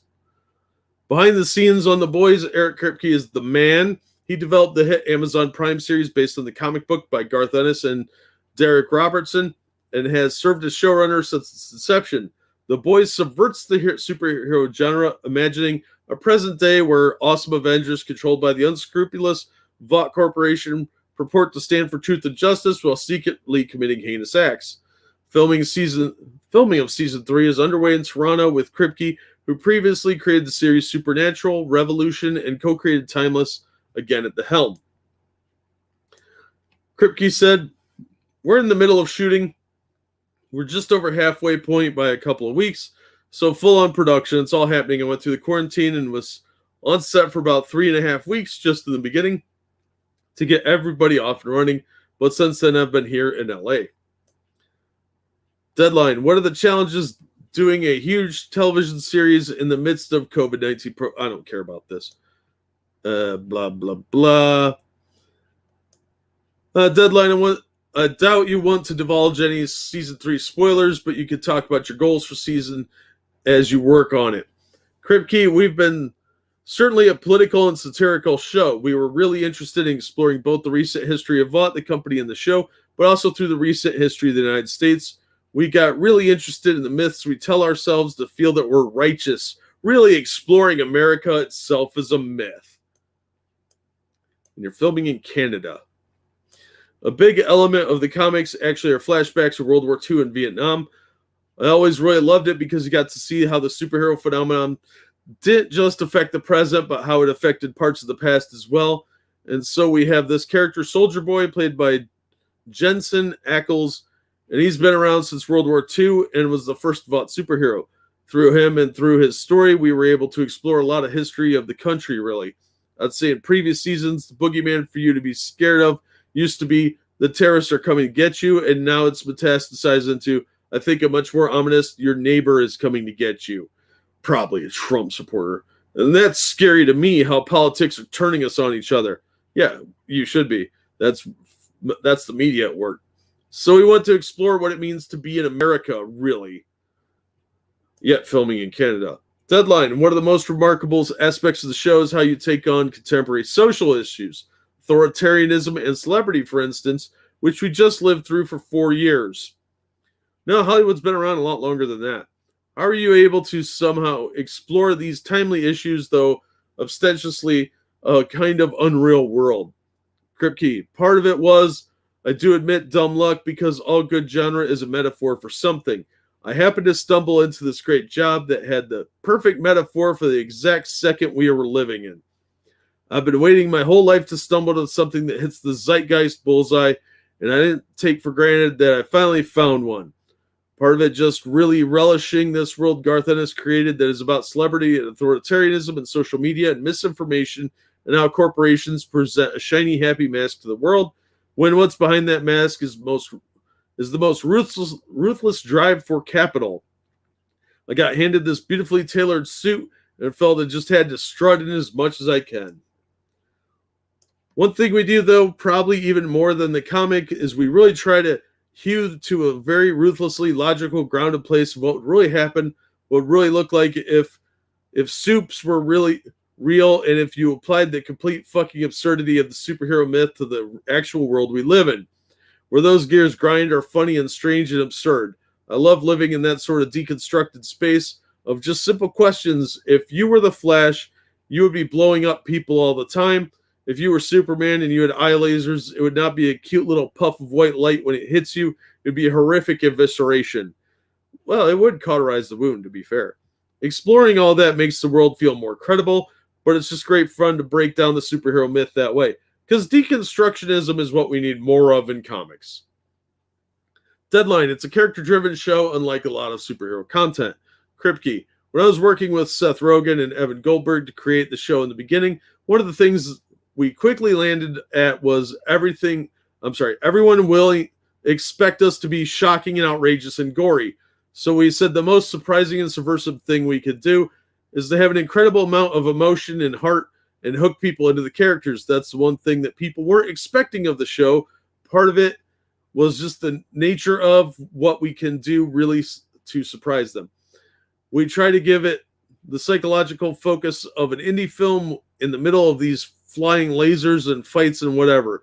We in the writer's room spend 75% of the break talking about what would that do to them psychologically, and where are they, and what is their level of insecurity at this point, or paranoia.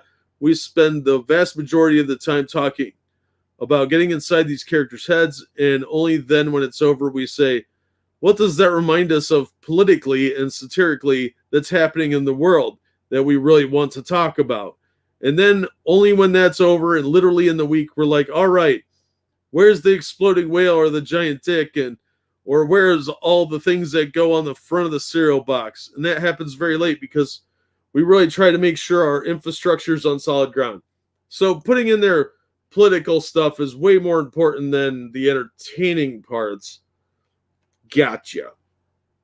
Deadline. You have assembled a wonderful cast of actors, many of whom are not super well known beforehand. One of the standouts is Anthony Starr, who's from New Zealand, playing the All-American Homelander. You couldn't even get an American to play Homelander? Really? Okay. And let's not forget Carl Urban is in this, and he's a great actor. Kripke, casting for me is a lot of luck because you really never know. We're guessing on some video that we're looking at for him. He was shooting some indie movie in the high desert somewhere and did a selfie audition in his trailer, and it took him a while to... Okay, I don't care about this part. I find myself rooting for him. Blah. Okay, so yeah, they're just trying to add in a bunch of political crap because Orange Man bad. They needed that in there. Now, look, the original Boys story was very much a deconstructionist look at superheroes set in a more modern world. But do we really have to subvert expectations on everything? From what I understand, the show is pretty good in the first 2 seasons. I haven't really watched more than a few minutes of it. But this seems kind of lazy, and like they're going to wedge in more anti-Americanism in the next season because of Soldier Boy. The comic does come off as a little bit dated now, but it's because it is fairly old at this point, and it was originally published under DC, and then it moved over to Dynamite for its last like year or so because sales weren't that good. You're not wrong, Jim. Those are two different characters. Yeah, I haven't really watched The Boys for the reason Hate Camel just said, because I didn't like the adaptation they did of The Preacher. Preacher was not my favorite comic book. I know that's heresy in some circles. I thought it was overrated. It had some fun parts in it that were typical Garth Ennis stuff where he's trying to be edgy, but it's really dated now. And the ending was, I thought, incredibly dumb. Okay, in season 1 and season 2 sucked. That doesn't surprise me. So, yeah, I don't know what they're doing with The Boys, but it sounds like they're going for more political crap in the 3rd season. So I'm not interested in that garbage. Yeah. Hey, Frosted, how you doing, man?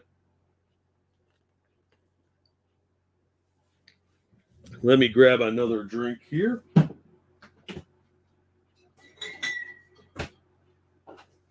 And we'll get to our next article.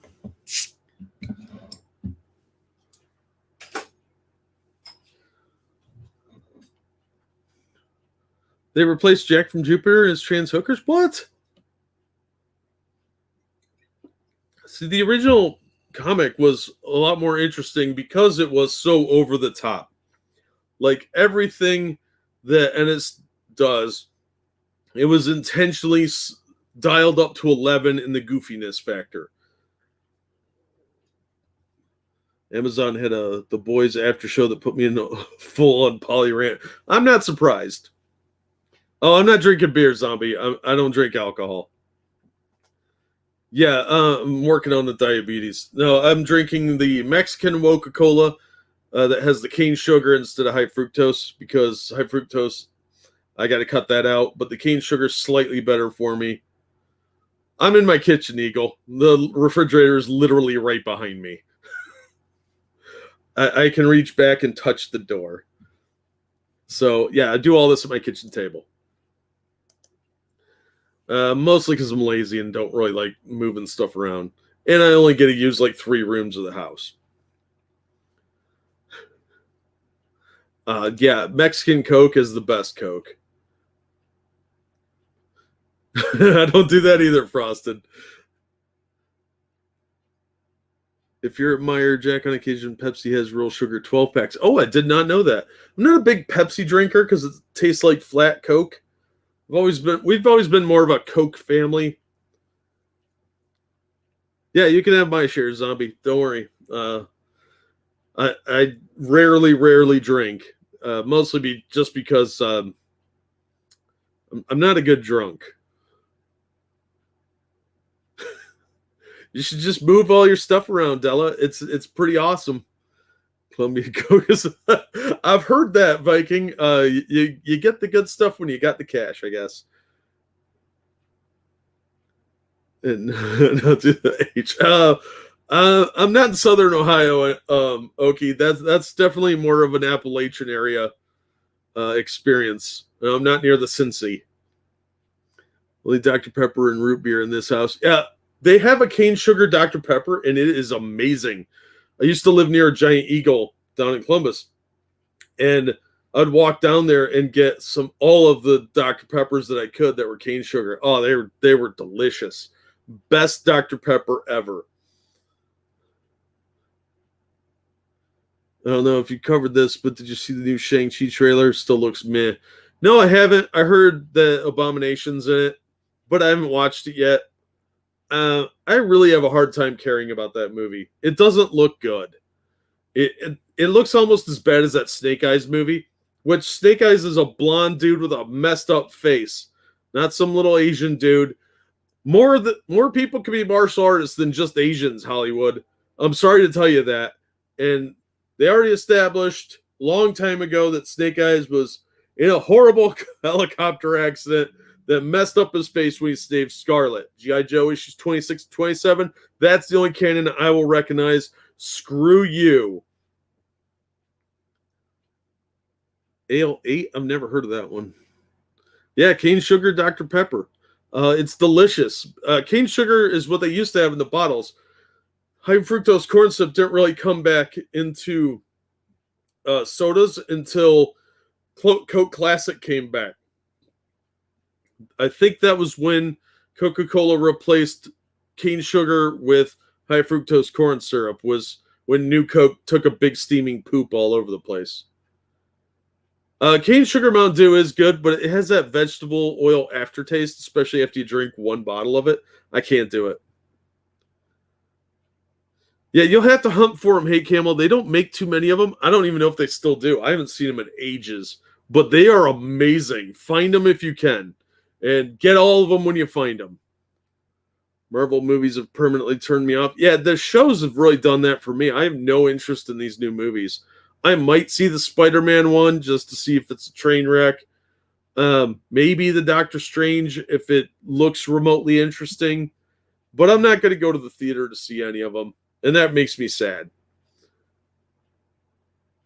An ugly Asian chick? Man, they had to hunt for that.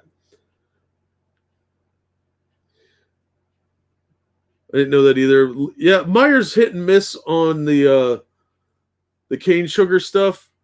So I would check there. I would check the other big grocery stores in your area.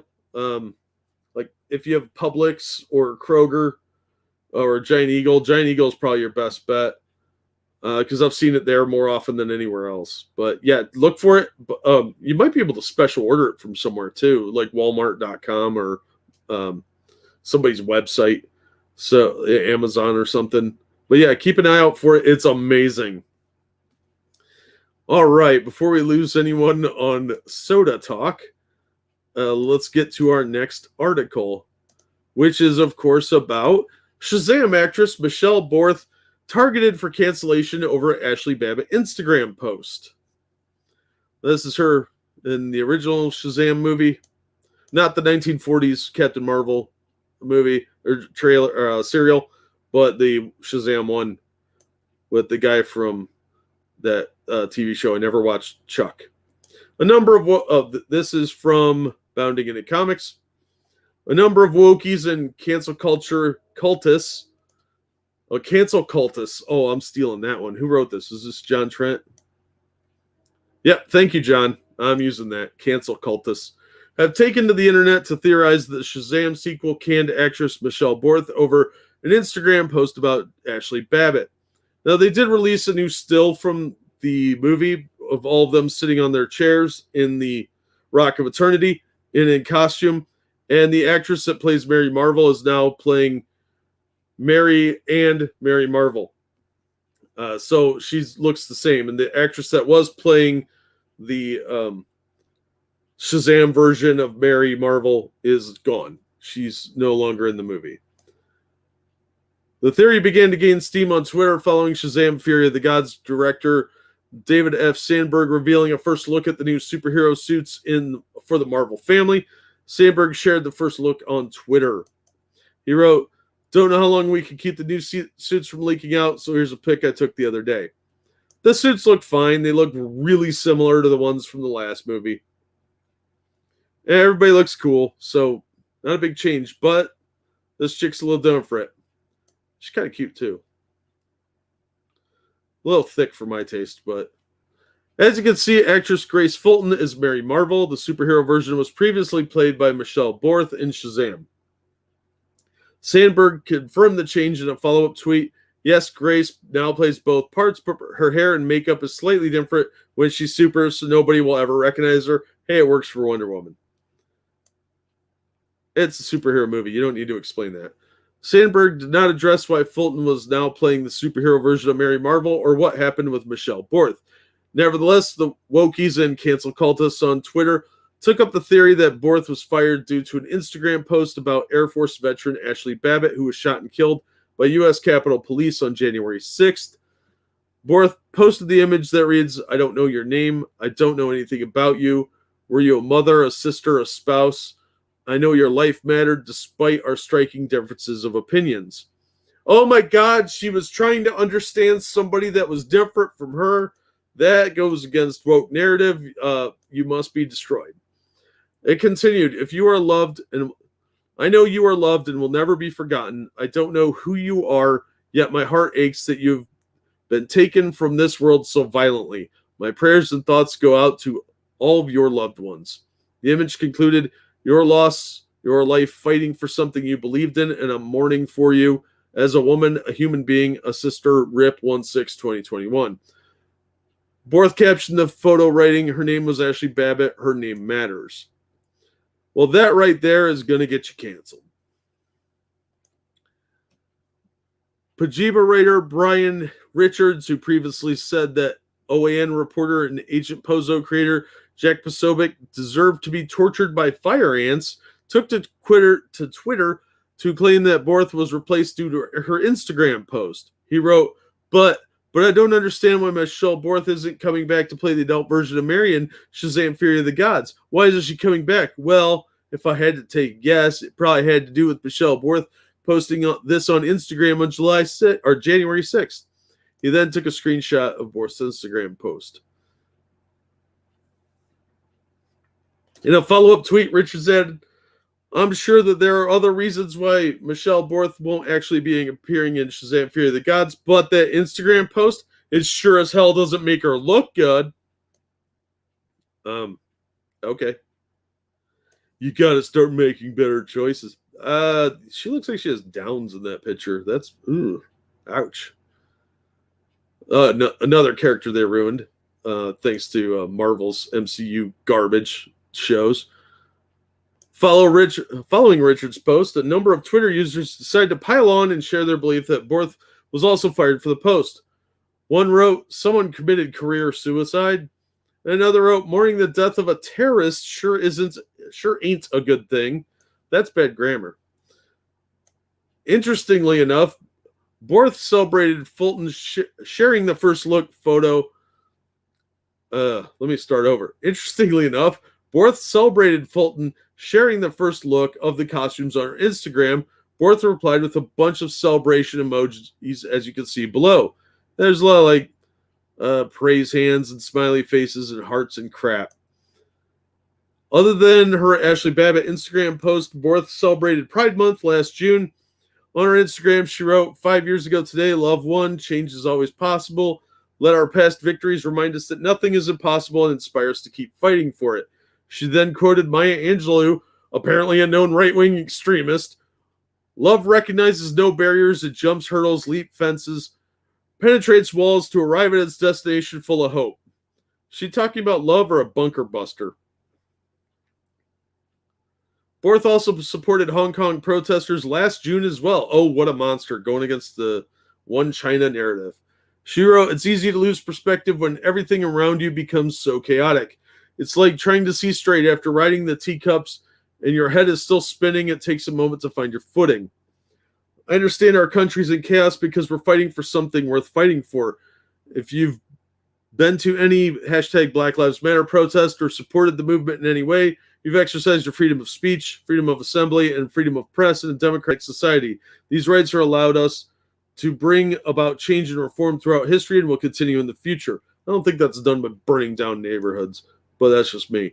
Borth went on, "Now imagine having them taken away. Imagine not being able to speak your opinion, having no freedom of press, and not being allowed to protest for justice, civil rights, and equality. It's difficult to imagine and unimaginable to think what we would even look like as a society today. We may find out yet. So as I take a moment to find my own footing and let my head stop spinning, I want to share a little bit of my perspective. Hong Kong is currently right now losing their democracy to China. Everything we have a God-given right in this country is being snuffed out to an entire society that have only known the same rights we may sometimes take for granted," the Shazam actress stated. This is probably more likely why she got canceled from the movie than the Ashley Babbitt thing, because they want to sell the movie to China and this would come back up. Borth added, "China is now enforcing a national security law over Hong Kong, which has been autonomous from China, abiding by the one country, two systems agreement since 1997. So all rights we are currently flexing here in the U.S. fighting for hashtag BLM movement will soon be gone to the citizens of Hong Kong. If you believe in defending democracy, freedom, and basic human rights, I am asking you to please go to the link in my bio and donate to the Hong Kong Democracy Council, she concluded.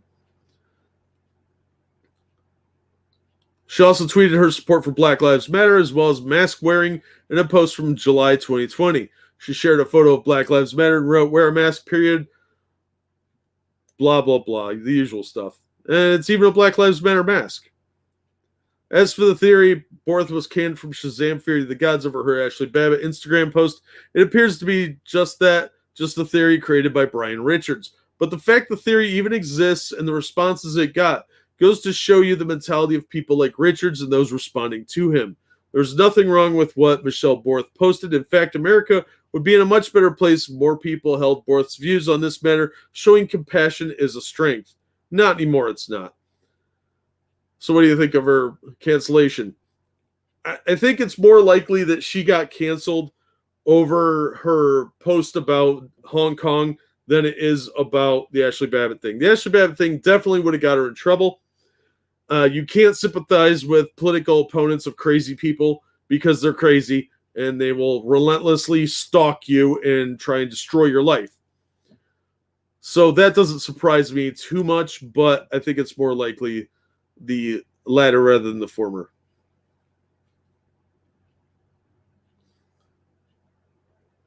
Let me find your post, Rotten. Sometimes it doesn't let the HTMLs pop up on here because you don't have a wrench. I should have put you in the comment also. Terrorist extremists are only those that the government deems so. The government told me so, so I'm doomed. Yep, pretty much, Tyrai. If they declare you an enemy, you're an enemy. Perfect example of left eating their own. Yep. Oh, have a good one, Eagle. Sorry, I can't watch chat and read this. I don't see it on here, Eagle. Hold on. Let me check the other conversation thing. No, it didn't show up. It's probably because there's a block on hyperlinks. Sorry, man. I'll see if I can find it real quick on Twitter. But yeah, I think the Hong Kong thing is actually a much more likely reason for her cancellation than anything else. Are you guys going to go see the SHAZAM movie? I liked the first one. I thought it was a good kids movie. And I think DC really should go that route. Yeah, this here. I got it here. No. Yeah, let's see if I can shorten that up.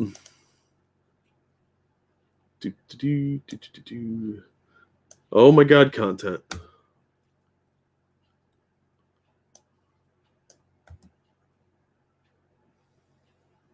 Wow, this is exciting, isn't it? Yeah, oh my God, we're watching Jack look up stuff on Amazon.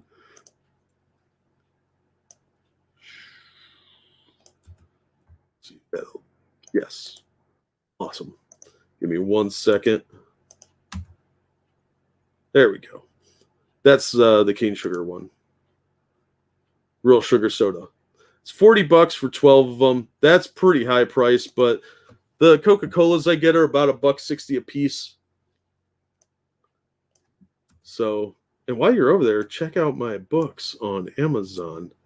And if you're looking for something to read and desire something mediocre, you can check out my books. Yeah, Tyra, you're not wrong. Anything that goes against China's policy is money loss in their opinion, so they're not going to deal with you.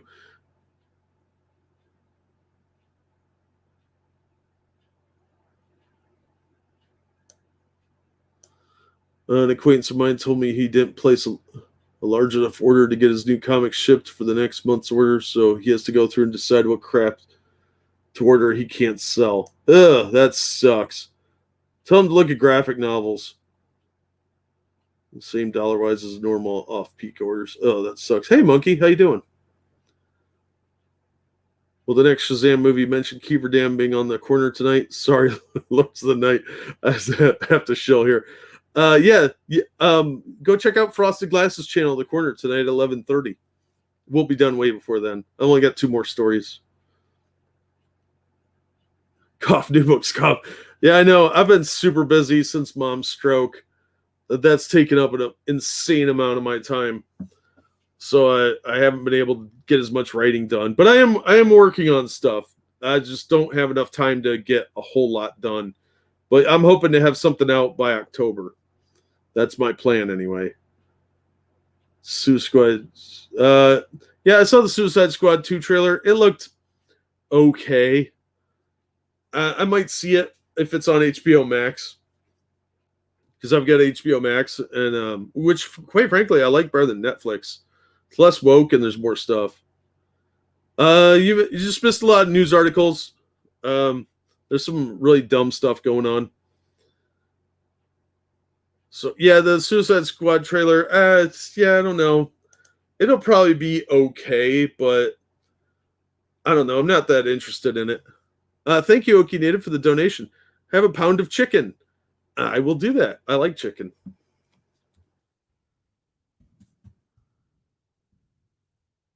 Yeah, I'm a lot younger than you and much fitter.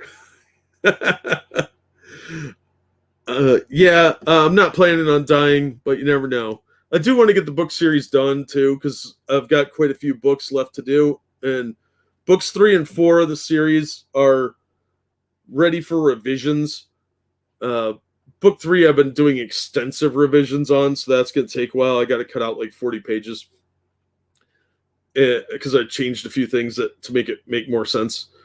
And I did write it like 6 years ago, so it had to have a few things updated. But book 4 needs a little bit more work, and book 5 I've got partly done. The same with 6, and book 16 is partly done as well, because I wrote the last chapter as a guideline to where I want to end up, but it'll almost certainly be heavily revised, if not completely rewritten by then.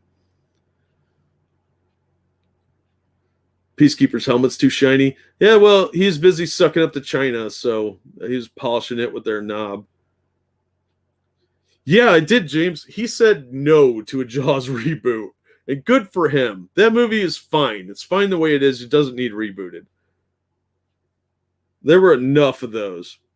In a week or two, won't be enough for a pound of chicken. Yeah, no doubt. Chicken is getting expensive. Meat products in general are going way up. Everything is. I filled up my gas tank today. It was like $3.25 at the gas station. Ridiculous. I drive an economy car, and there's no way it should cost me $30 to fill that thing up.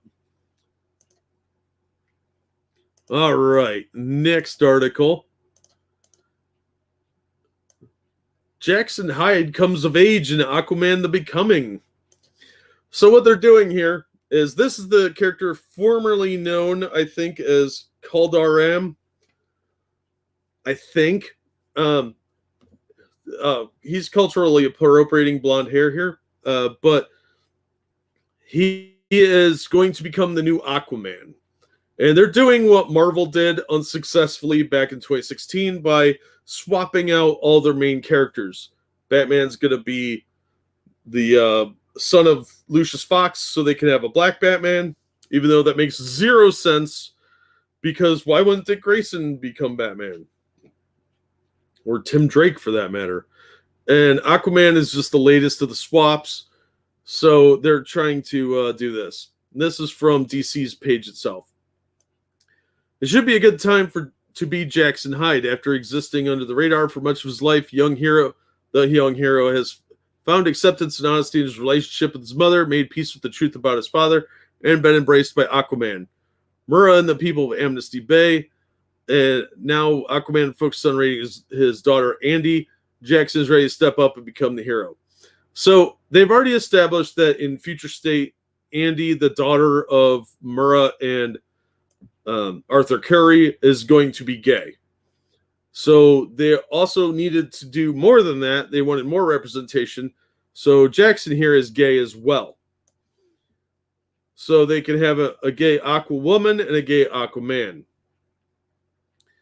And he's not even the real Aqua lad. That was Tempest, who I think is still written out of continuity. I'm not sure. That was the original Aqua lad, but they wanted more diversity, so they made this guy to become Aqua lad. And he's actually the son of Black Manta, apparently, which I didn't know until somebody told me yesterday. Because I don't care. I think the character's stupid. So he's going to rise above and become Aquaman, despite all the challenges ahead for him. It's because of his diversity or whatever. This looks really, really dumb. Here he is fighting some parademons and easily overcoming them. And of course, we've got a new writer who apparently knows nothing about comic books. And people were saying that Future State Aquaman was well regarded. I don't buy that at all. I thought it was garbage. I didn't even review it because I just flipped through it on the comic shelf or at the newsstand and was like, nope, this is dumb. So, yeah, I think this is going to be more woke trash. Jackson is an important, significant character within queer comic book circles. Okay, my comic shop, the primary one I go to, has a whole lot of gay readership. Like, I would venture to guess 20 to 25% of the guys that go in there, and some of the women, are gay. Or I'm not using the word queer. That's their word. I still think that's a slur. But I don't think, from what I've heard from them, that this is the type of stuff they want. They like Arthur Curry. A lot of them really like Dan Abnett's run, which I have to agree with. That was an awesome run on Aquaman. This is just diminishing the character brand of Aquaman like they always do. They've got to water it down so a bunch of different people have the title. And this character can't come into his own as his own person. He's got to take a hand-me-down mantle from someone else, from a different person, and effectively squat on it. So he's doing the same thing that Rey Palpatine was doing by stealing the Skywalker name. That's all he's doing. He's claiming a mantle that isn't his, that he didn't earn, and doing it in the name of diversity and being gay. It's fucking lazy. These are not personality traits. It is not a personality to be gay or a person of color. Okay, those are aspects of your life. Those are not a personality.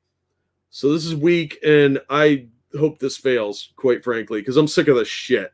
They're ruining all the interesting characters by making them replacements with woke trash. So good job, DC. You're following in Marvel's footsteps, and you're probably going to get shut down, you idiots.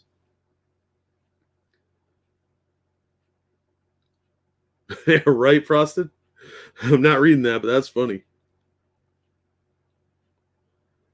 Yeah, James, you're not wrong. But they're working on making Tim Drake bisexual or gay. I'm not sure.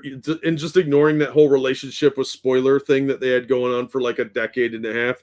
Let's just ignore that. And they're working on making him gay or bi. And in the new Titans show, he's going to be black too. So they just would rather not have any straight white men in comics anymore. It's just total destruction of the characters that were the foundation of the company. It doesn't matter if they were white or black originally. They just want to destroy what came before and replace it with whatever boring, lack of personality, shallow nonsense they can wedge in now and let you fill in your own template of nonsense on them. It's really lazy. Gay people like well written and drawn like the rest of us, I think. Yeah, absolutely. But we're not getting that. We're getting shameless, lazy pandering.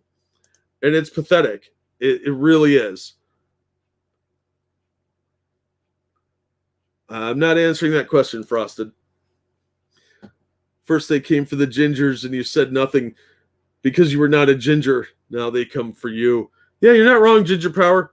But I did speak out against the gingers. I read that whole article about all the ginger characters they've replaced. And they're just adding on to it more and more every day.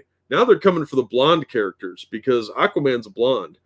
So, yeah, but get ready for more of this woke trash from DC.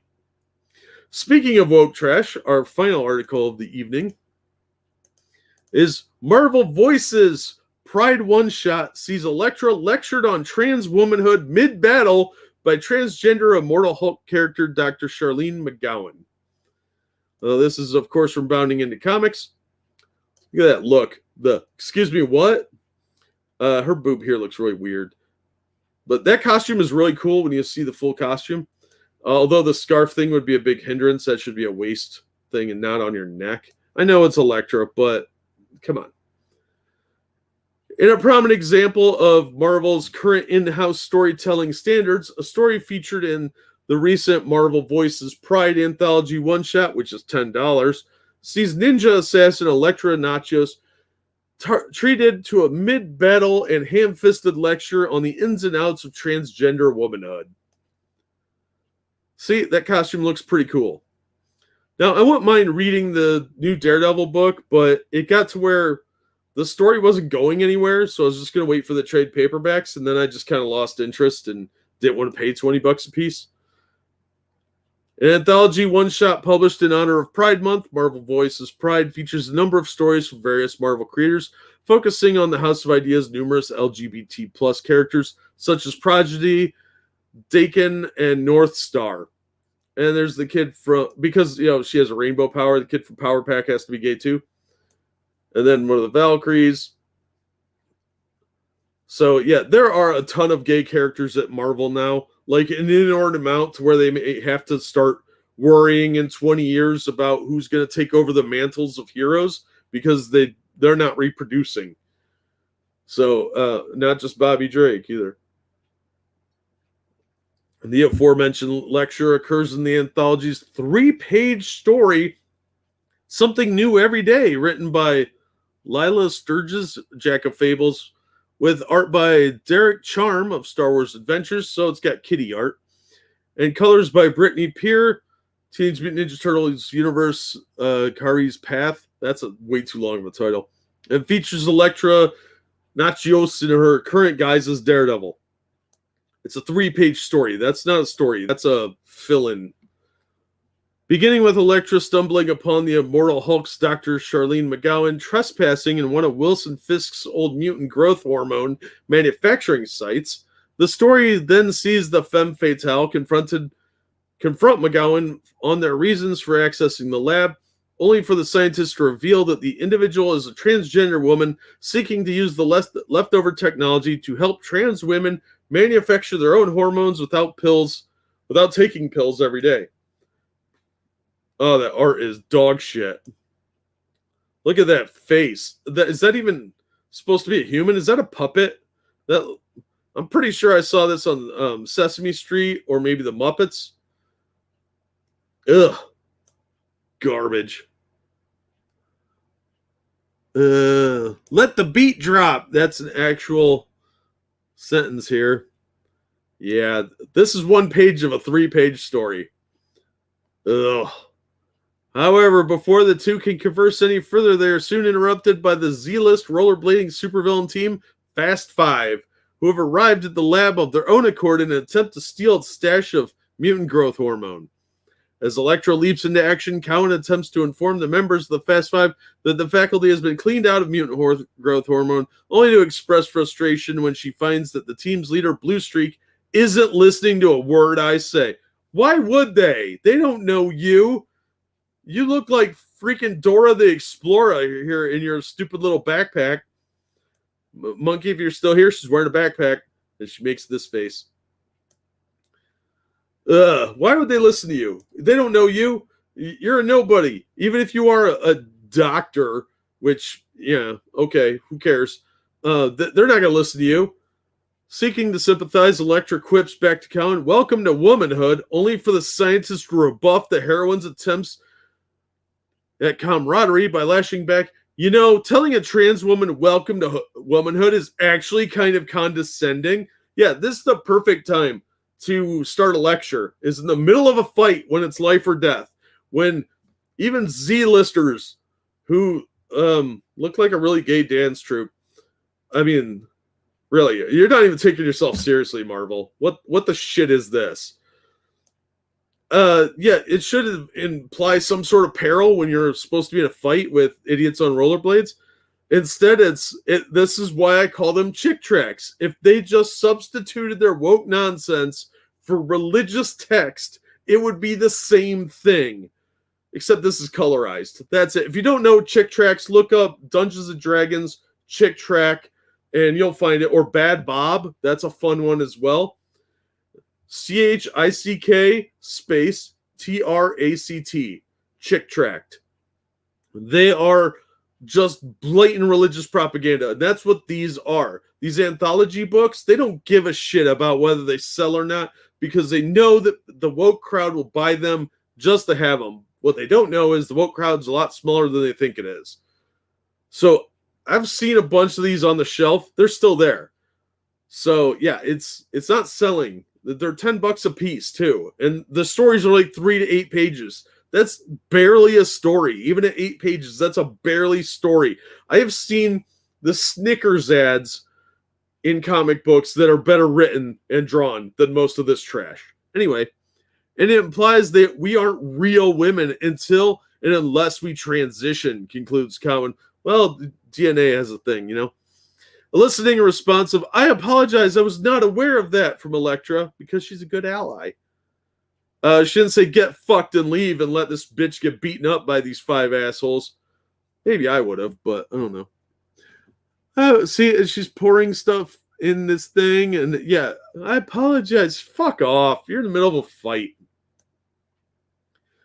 At the story's conclusion, a simple solution of water and industrial-grade detergent concocted by Cowan puts an end to the Fast Five's plans, leaving the team to be restrained by Elektra. Yeah, you're helpful. Elektra could have broken all the equipment. It's not that difficult. While being bound, Fast and Five member Redline asks Cowan if she knows his transgender cousin on social media. In response, Cowan angrily fires back, trans people don't all know each other, a-hole. Oh, the writing is fantastic, isn't it? However, in the story's epilogue, Cowan is seen communicating with the very same person in a friendly manner, indicative of a previous relationship. Oh, so they do all know each other. That's what I learned today. In a moment that completely undermines the transgender Marvel character's previous snarky retort. And the message that was there, we don't all know each other. You just undermined that completely. Good job, you fucking moron. God, this art is trash. Look at this. I've seen Archie art that is better than this. Ugh. Ugh. So what do you guys think of the Elektra story in the Pride? I mean, some of these stories, I flipped through this at the store, and some of these stories actually are worse than this, from what I could tell, and I didn't even look at this one. But yeah, this looks really bad. We don't need Infinity Stones, Thanos, not when we have Jesus' love. Yeah, and in Marvel nowadays, it would be, we don't need Infinity Stones, Thanos, not when we have the power of pride. And then a rainbow appears out of 5 of them holding hands or something. This is a real thing that they published consciously, that they paid for. Yeah, Elektra used to be a strong, independent woman. That's gone. Oh, thank you, Oki. I read that one. Thank you, Evolved Potato, for the donation. This Aqualad was great in the first 2 seasons of Young Justice. Forget the 3rd season. They had him torn between the surface with his new friends in Atlantis and his real father, plus intriguing fake deaths, lying to their friends and betrayal. Now this crap. Exactly. They take interesting characters and focus on these immutable characteristics that shouldn't matter instead of doing a story-driven plot. They have to do this woke shit and wedge it in. And that's what I'm talking about with chick tracks. They take what could be a moral story and they have to dress it up and wedge it down your throat because they think you're stupid. And they do. They think you're stupid. They don't even like their own buying base. The majority of people that buy comics are young white males, typically between 25 and 50. And that's actually aged up quite a bit. It's actually more likely to be in their 40s and 50s at this point because they've alienated most of the younger readers. people that saw the Avengers movies wanted to go out and buy Avengers comics, and they ended up with like Riri Williams and Sam Wilson and all these other people that weren't the people they saw in the movies. So they don't even correlate well to the most high-selling products out there on the planet, which were the Marvel movies. They are just that stupid. They don't know how to do this. I'm pretty sure at this point that CB Cebulski is trying to tank Marvel. Yeah, Eric Larson did turn out to be an... We've known that for a while, though. Just most people don't want to admit it. Hey, Penguin.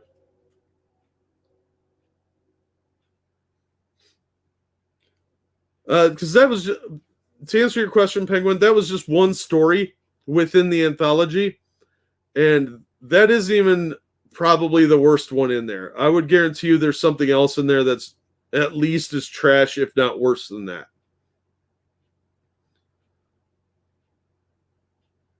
Yeah, porn stars is a great example. The porn artists and porn stars have to answer to their audience. They cater to a specific taste, and they know their market if they're smart, and they do their research, and they give people what they want, what they're willing to pay for. And if you don't, you go away very quickly, because there's a lot of money in that industry, just like comics, obviously, because the Marvel movies have done gangbusters, and even the DC movies haven't lost that much money. But it doesn't translate well when you have a bunch of ideologues that can't see past their own weirdo internal problems, and they want to write their little therapy journals and write about in their fan fiction instead of doing something that the general public wants to consume. Now, they could do these kind of messages, but be much more subtle about it, but they're too lazy or stupid to do it, and probably incompetent. But that's all the stuff I had for today. As always, I'll give a minute or two for any questions you guys have that I may not be able to answer. But then we're going to wrap it up and let everybody get on with their evening. Those of you that want to hear some really horrific politics stuff could go watch Frosted's stream on the Frosted Glass channel called The Corner. Or hang around for Monkey in the Morning at some point. I guess Lords of the Night's not going on tonight, but I'm sure there's other shows and things that people want to get to. I see Overlord DVDs going live, or is live rather, and so is Deadwing Dork, and so Johnny Hellcat's live. So there's lots of other options out there.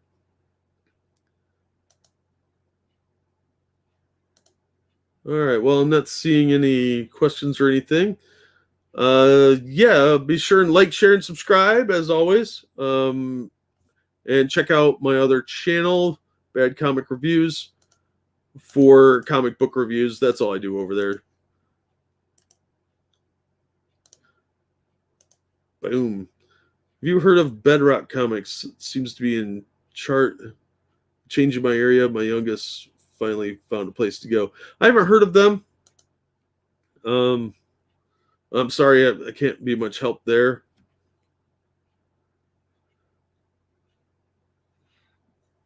Have you been watching the EFAP reactions to Batwoman? No, not familiar with EFAP. But Batwoman is one of the most hilariously bad shows I've ever seen. I can't even watch it. It's unwatchable. It seriously looks like a religious show because of the low budget mainly.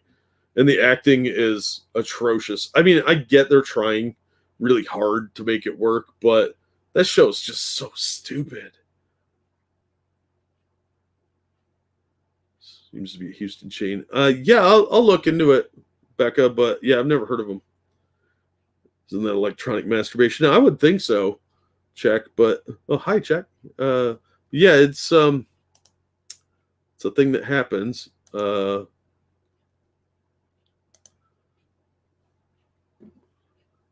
I don't know. Watch it only if 8 to 12 hours of free time. Yeah, I don't have that kind of free time, unfortunately. But if it's funny, I might try and check it out. I'm always down for a laugh at the expense of that crap. Some good comics for kids. I'm trying to find some for my 7-year-old. Batman and Scooby-Doo Mysteries. They're on issue 3. of a 12-issue limited series. Those are fantastic kids books. You get Batman and you get the Scooby Gang. There's also a like bi-monthly Scooby-Doo comic that's really good. American Mythology has a lot of like Casper and stuff like that. You can find them in the back issue bin or discount bin. I've been seeing them in the discount bins for like $1. Those are really good. They're a lot like the old Harvey comics, simplistic storylines, that sort of thing. Same with the Three Stooges. There was one came out relatively recently called the Robonic Stooges, and it's based on the cartoon where they had superpowers and they were like robots. Issue 2 is coming out soon for that one. I thought that was a good kids book. That's good. They're good all ages books. Mr. Crypt from Alterna. It's had 2 miniseries and a couple of one-shots. That's a great book. Same with Psycho KO. Those are really good. That's also from Alterna. They have the oversized ones that collect all the issues, and then they have the single issues. And there's a trade paperback for Mr. Crypt. I don't think they have one for Psycho KO, which they should. But those are great kids' books. That would fit the 7-year-old bracket anyway. But I would definitely recommend the Batman Scooby-Doo ones. I thought those were great kids' books, like they used to do, because they actually had a plot to them, and it took the whole issue. I thought it was fun.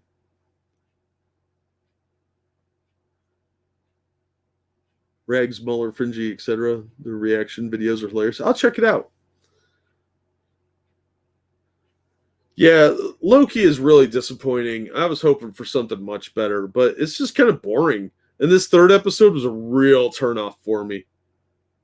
Tintin Volume 1 for Christmas. Yeah, Tintin's good stuff. Yeah, you're going to have to kind of mine some back issue boxes for stuff for kids. They don't do a whole lot of books for kids anymore, which is really sad. Not for the 7 to 10 age group, or 7 to 12, I should say. Not as much as they used to. And that's why the industry is shrinking, because they're not bringing in new customers. They're just pushing the old customers away. Some issues of a book called Hero Cats. Never heard of that one. I know Dogman's real popular with the much younger crowd. I don't know if 7 is appropriate for that. It might be a bit too young aimed for them. Hope that helps, Ginger. Every frame of pause. I've heard that somewhere before. Maybe I've seen it. I don't know. I'll mark it, though, real quick, so I know to check that out.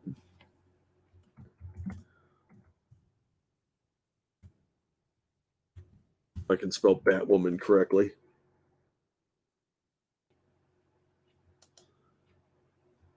Ever read Kings of Pain series?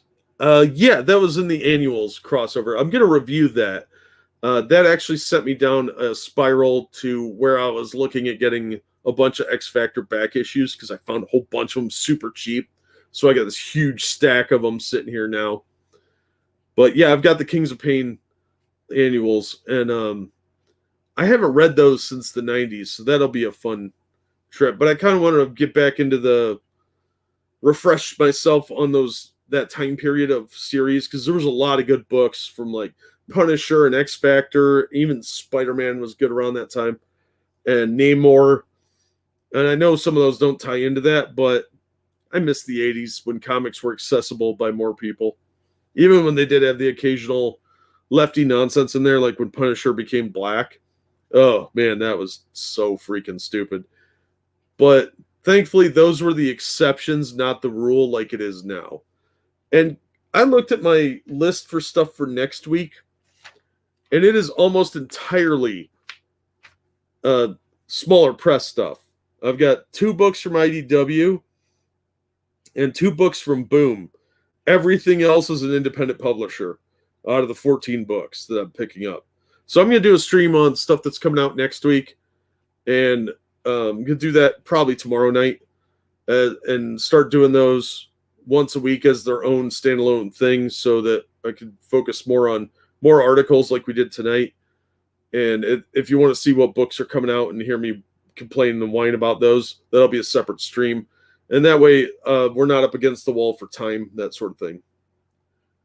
Boom Boom was awesome. She was hilarious. And I liked her in X Factor and in the Fallen Angels miniseries, which a lot of people didn't like that, but compared to now, it looks like freaking Shakespeare. Was the exhaust port on the Death Star the equivalent of its thigh gap? No, because love is found in a thigh gap, and the exhaust port just made things go boom, and that would be more like the belly button on a fat girl. Hero Cats of Stellar City. Picked up some issues years ago, might be able to pick up online. Yeah, if you want to dig back to the archives of comics, you can find some great stuff really cheap, and stuff that was aimed at younger readers. Like Sectars, I picked those up for like $2 a piece. There were 7 or 8 issues of that. I found some Transformers issues that were pretty good from the 84 series, and I actually just acquired issue 1 for 50 cents, and that's like a $60 book. So that was an awesome find. I got that at a garage sale. What else did I pick up? I picked up some old Superman books out of a back issue box for like $3 a piece that were the pre-crisis Superman when they did all sorts of goofy shit. And those were like $3-4 a piece, and you can still find them for less than $5. And since the price is going up on comics, you might as well just go to back issue boxes and get some fun stuff, or get a trade paperback. The Superman Man of Steel trade paperback is great for like 10 to 15-year-olds to get into Superman. It's John Byrne art, so it actually looks good. It's clean art style, and it's a very timeless story. It was a lot of fun. Massive chesticles. Hashtag thigh gap love. Absolutely. All right. Before we get too far down into my Asian fetish, I am going to wrap it up here. But thank you so much for everybody coming out and listening and supporting the channel. As always, like, share, subscribe. You guys know the drill. You got to run a Grimjack Suite in an antique market down in GA. Had to haggle because these people don't understand comic value. Most people don't. Most people think everything's worth a fortune. And I cannot tell you how many times I've seen a price sticker directly on the cover of the comic and they want like $15 for it. And like, no, I'm sorry, that issue's not worth that. But thanks for coming out, guys. Thanks for the donations. And as always, you have a great day, and I will see you on the next one.